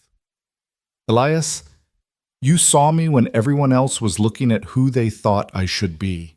You valued my strength instead of fearing it. You stood beside me when bullets were flying and never once suggested I should hide or let you handle it alone. You gave me partnership when the world kept offering me protection. You gave me love that doesn't ask me to change. I promise to be your partner in all things, to stand with you through whatever comes, to build a life with you that honors both of us. I promise to love you with everything I am, to choose you every single day, and to never forget that the best decision I ever made was saying yes when you asked me to marry you. This I swear before everyone who matters. Pastor Williams smiled through his own tears and pronounced them husband and wife. You may kiss your bride. Elias pulled Lydia close and kissed her deeply, thoroughly, with no regard for the watching crowd. The church erupted in applause and cheers, and when they finally pulled apart, both breathless and laughing, Lydia felt joy so complete it was almost painful. This was it. This was the moment everything became real, became permanent, became forever. They walked back down the aisle, hand in hand, pelted with rice and flower petals, grinning so hard their faces hurt. Outside, the October sunshine was blinding after the dimness of the church, and Sage Creek had never looked more beautiful. Someone had decorated the street with ribbons and flowers, and a wagon stood ready to take them to the widow Peterson's house for the reception. But before they could climb in, Tommy Haskins stepped forward, looking sheepish but determined. Mrs. Carter, that sounds strange to say. I wanted to give you something, a wedding present, I guess, and an apology. He held out a wooden box, and when Lydia opened it, she found 6 perfectly carved tin cans, each one painted with flowers, and her and Elias's initials. To replace the ones you shot that first morning, figured you might want to remember where it all started. Lydia was so moved she couldn't speak for a moment. Then she stepped forward and hugged Tommy, feeling him stiffen in surprise before relaxing. Thank you. This is perfect. Truly perfect. You deserve to be happy, Tommy said gruffly. Both of you. I'm glad you found each other. The reception at the widow Peterson's house was everything a wedding celebration should be. Music and dancing, food and laughter, toasts that made people cry, and jokes that made them laugh. Mrs. Chen had prepared a feast, and every table groaned under the weight of dishes. The wedding cake was 3 layers tall, decorated with sugar flowers, and when Lydia and Elias cut it together, feeding each other bites, the crowd cheered like it was the greatest accomplishment in history. Sheriff Boone gave a toast, calling Elias the finest deputy he'd ever had, and Lydia the bravest woman in the territory. James gave a toast that had everyone in tears, talking about his late wife and how proud she would be of their daughter. Mrs. Langford gave a surprisingly emotional toast about second chances and learning not to judge what you don't understand. By the time the toasts were finished, there wasn't a dry eye in the room. As the sun began to set, casting everything in gold and amber light, Elias pulled Lydia onto the makeshift dance floor. They swayed together to a fiddle tune, and Lydia rested her head on his shoulder, feeling the solid reality of him, the absolute rightness of this moment. Happy? He murmured into her hair. Happier than I knew was possible. She pulled back to look at him. I love you, Elias Carter. I love you so much it scares me sometimes. Don't be scared. I've got you. He kissed her forehead. And I love you too, Lydia Carter. Going to love you until the day I die, and probably beyond that. That's the plan. They danced until the stars came out, until the party began to wind down and people started drifting home. James approached them as they were preparing to leave, pulling Lydia into one more hug. The rooms upstairs are all yours tonight. I'm staying with the widow Peterson. She's got a spare room and insisted I use it. Give you two some privacy. Papa, you don't have to. Yes, I do. You're married now, and you deserve a proper wedding night without your father in the next room. He shook Elias's hand. Take care of her. Always, Elias promised. They walked back to the store through quiet streets, hand in hand, not talking much, but not needing to. Everything had been said that needed saying. Now it was just about being together, starting this new chapter, learning to navigate married life. The store was dark when they arrived, but Lydia knew every inch of it by heart. They climbed the stairs to the living quarters, and Elias lit a lamp, casting soft golden light across the room. Someone, probably Mrs. Chen, had been here earlier because there were flowers in vases and fresh linens on the bed and a bottle of wine with 2 glasses on the table. Well, Elias said, suddenly seeming nervous. Here we are, married. Here we are. Lydia set down her bouquet and turned to face him. Help me with these buttons? There's about 1,000 of them. His hands were gentle as he worked the tiny buttons free, and Lydia felt anticipation build with each one that came undone. When the dress finally loosened, she stepped out of it carefully and hung it over a chair, standing before her husband in just her chemise and stockings. Elias's breath caught, and his eyes darkened with desire. You're so beautiful, he said roughly. I've been wanting you since the moment we met, and now you're finally mine. I was always mine, Lydia corrected gently, but now I choose to be yours too. There's a difference. I know. He crossed to her and cupped her face in his hands, and that's what makes it perfect. You're choosing this, choosing me, choosing us. Not because you have to, but because you want to. I do want to. She began unbuttoning his shirt, her fingers steady despite her racing heart. I want everything with you, Elias. The life, the partnership, the love, all of it. They came together like they'd been made for it, like every moment since they'd met had been leading to this. Elias was tender and patient, making sure she was comfortable, that she was with him every step of the way. And Lydia discovered that intimacy with someone you loved, someone who saw you and valued you and chose you, was transcendent in a way she'd never imagined. It wasn't just physical, it was emotional, spiritual, a joining that went deeper than bodies. Afterward, they lay tangled together in the lamplight, and Lydia traced patterns on Elias's chest with her fingers. I never thought I'd have this, she said quietly. A husband who loves me, a life that feels right, a future that looks bright. I'd convinced myself I didn't need it, that independence was enough. And now? Now I know that independence and partnership aren't opposites. I can be strong and still let you in. I can be capable and still accept help. I can be myself and still be part of an us. She propped herself up on one elbow to look at him. You taught me that. You and this whole experience. Elias pulled her back down into his arms. You taught me something too. You taught me that home isn't a place. It's a person.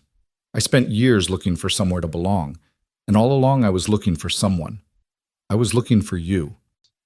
They fell asleep wrapped in each other, the lamp burning low, the night settling soft and peaceful around them.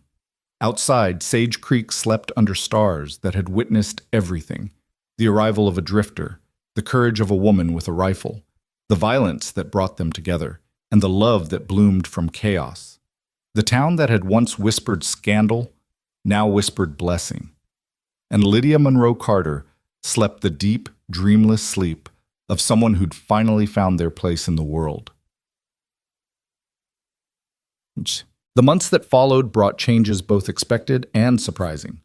Winter came to Colorado with the usual force: snow piling high in the streets, temperatures dropping until water froze in buckets overnight.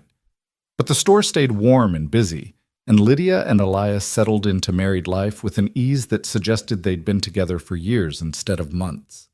Elias proved to be an excellent deputy, handling disputes with patience and lawbreakers with firmness. He and Sheriff Boone developed a rhythm that worked well, and crime in Sage Creek dropped noticeably. The town felt safer, more stable, and people credited the two lawmen who patrolled the streets with quiet competence. Lydia continued running the store with her father, and business thrived. Word had spread about the woman who'd fought off the Barlow gang, and people came from surrounding towns just to meet her and shop at Monroe's general store. She used the increased profits to expand their inventory and add the lending library she'd dreamed of, a corner of the store with comfortable chairs and shelves of books that people could borrow for a small fee. It became a gathering place for townspeople looking for education and escape. The shooting lessons continued every Sunday, and the group of women grew until Lydia had to split them into 2 sessions to accommodate everyone. She taught not just marksmanship, but confidence, showing women that they could protect themselves and their families if needed. Several of the women got so good that they started entering shooting competitions in nearby towns, bringing home prizes and pride. Lydia watched them transform from nervous beginners to capable shooters, and she felt proud to have played a part in their growth. In February, news came that the 5th member of the Barlow gang, Pete Hoskins, had been caught trying to rob a bank in Wyoming. He'd been sentenced to 20 years in prison, bringing final closure to that dark chapter. Roy Barlow was already serving life in a territorial prison, and the other gang members were dead or scattered. Justice, slow but inevitable, had been served. Spring brought warmer weather and a surprise that changed everything. Lydia had been feeling strange for weeks, tired, queasy, emotional in ways that seemed excessive even for her. When she finally worked up the courage to see Doc Miller, he examined her and delivered news that left her speechless. "You're pregnant, Mrs. Carter. About 3 months along, I'd say. Baby should come in early September." Lydia sat in stunned silence for a long moment. A baby. She was going to be a mother. The thought was terrifying and wonderful in equal measure. "Are you sure?" "Very sure. You're healthy, the baby seems to be developing normally, and you should have a straightforward pregnancy if you take care of yourself." Doc Miller smiled. "Congratulations. I assume your husband will be pleased?" "I think so. I hope so." Lydia stood on shaky legs. "Thank you, doctor. I need to go tell him."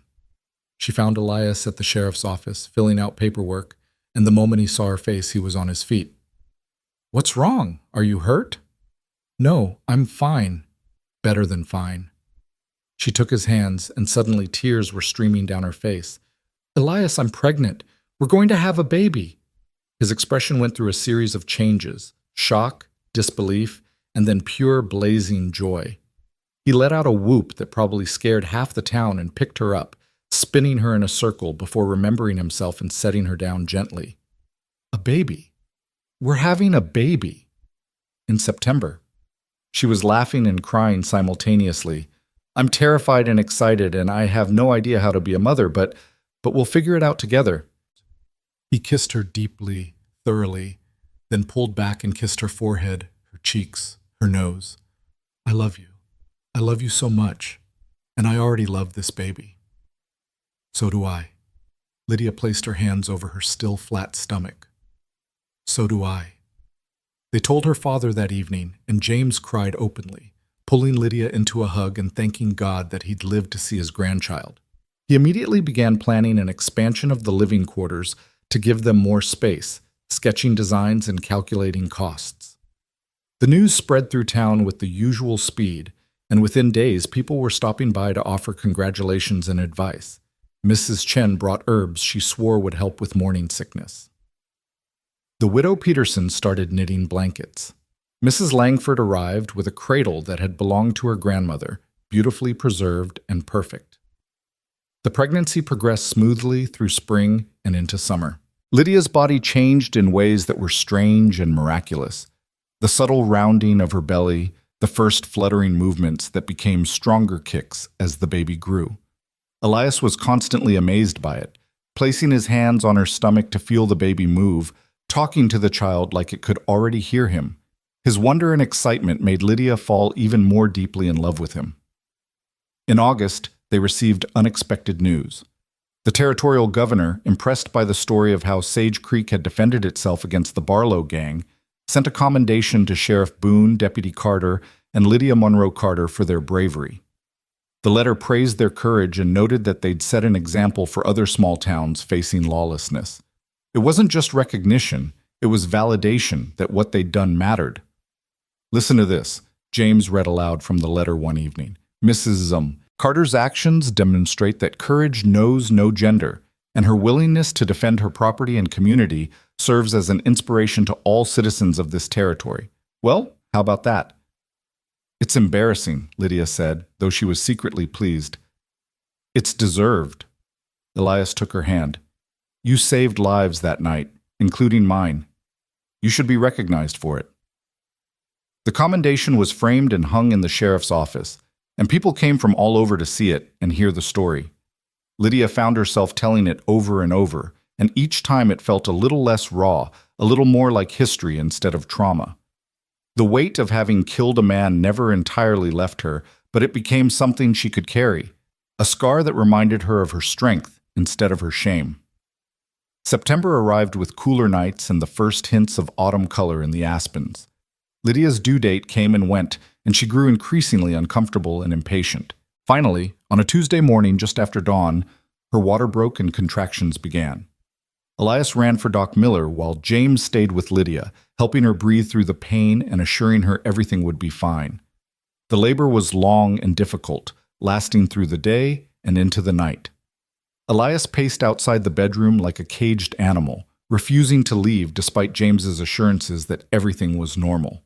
Inside, Lydia labored with Mrs. Chen and Doc Miller at her side, coaching her through contractions and offering encouragement. The pain was unlike anything she'd experienced, worse than being shot at, worse than any physical injury, but she endured it with the same grit that had gotten her through everything else. Just before midnight, with one final push that took every bit of strength she had left, Lydia delivered a baby girl. The infant's cry pierced the air, loud and healthy and indignant, and Lydia fell back against the pillows, exhausted but overwhelmed with love at the sound.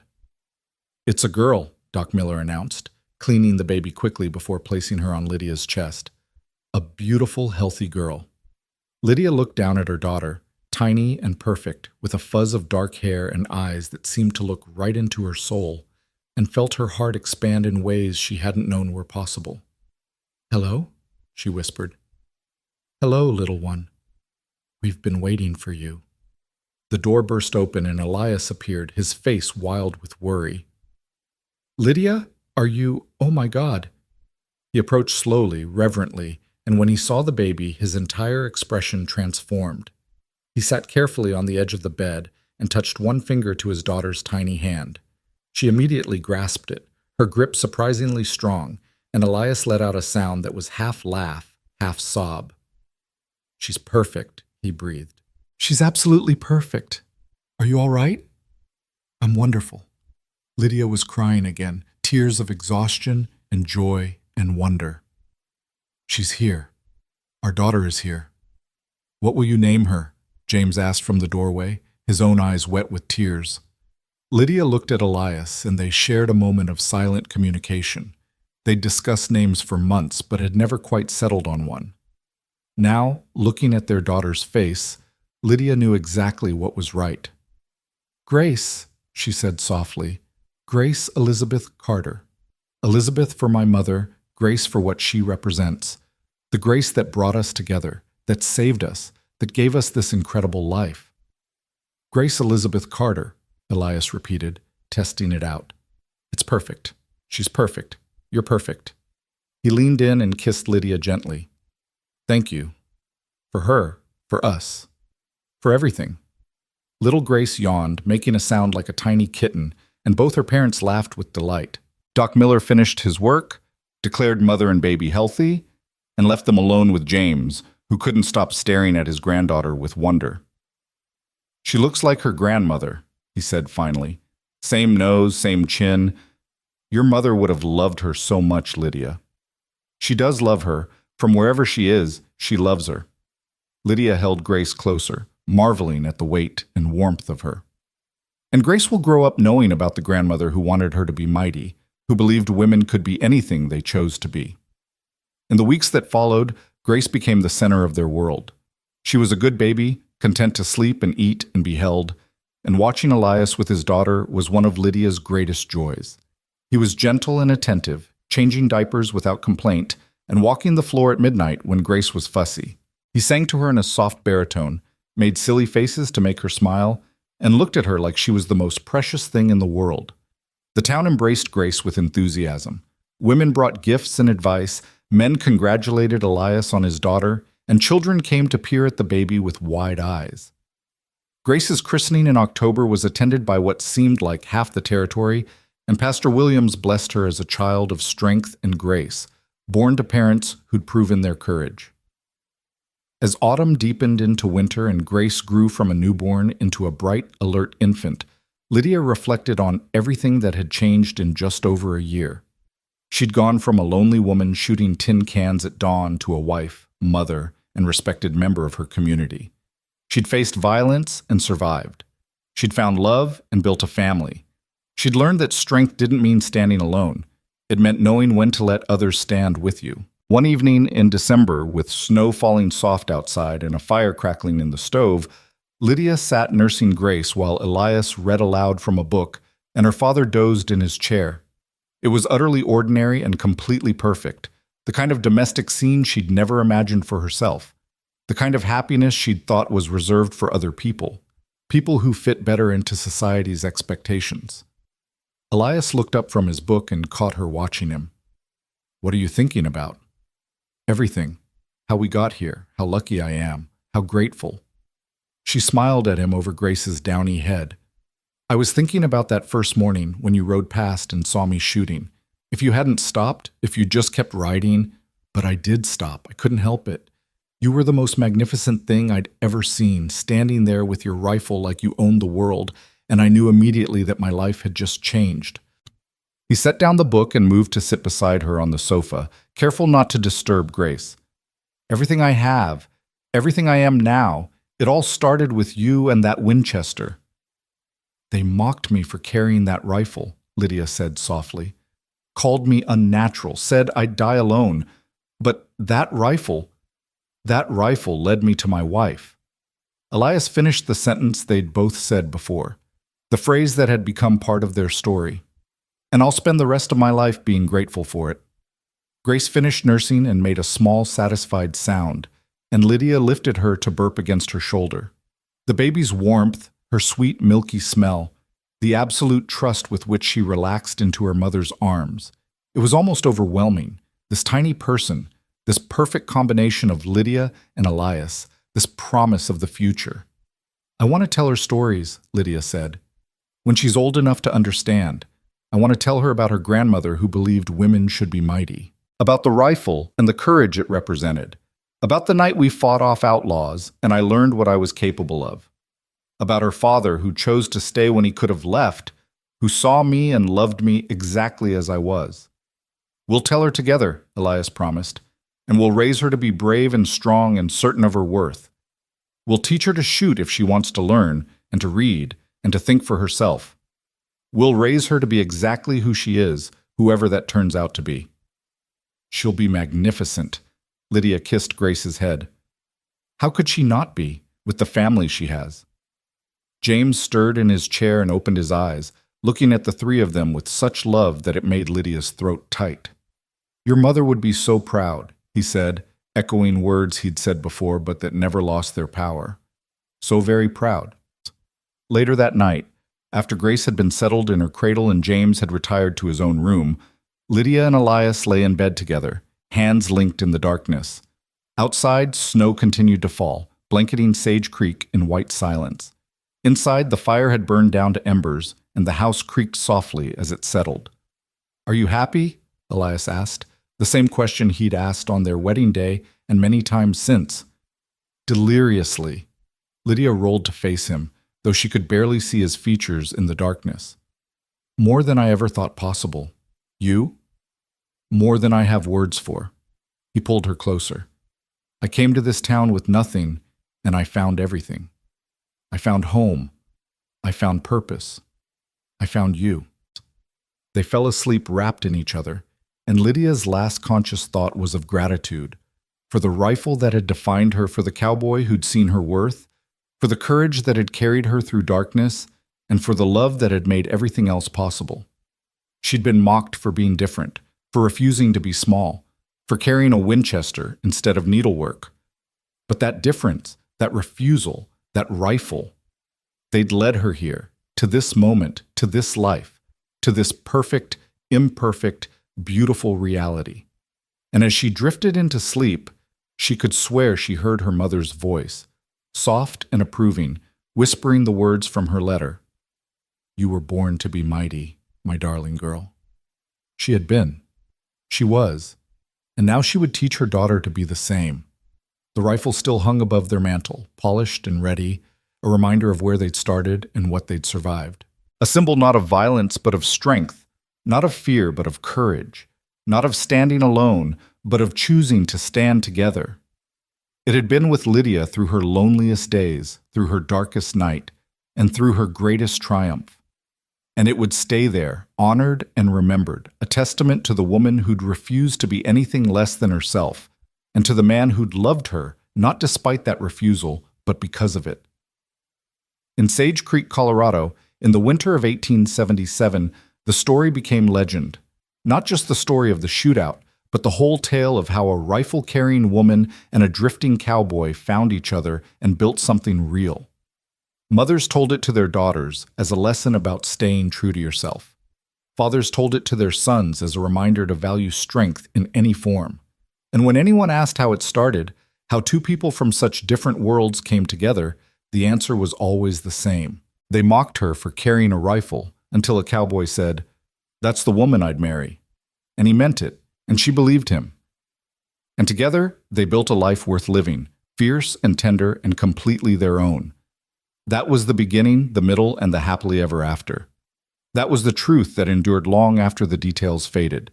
That was the story that mattered. And it all started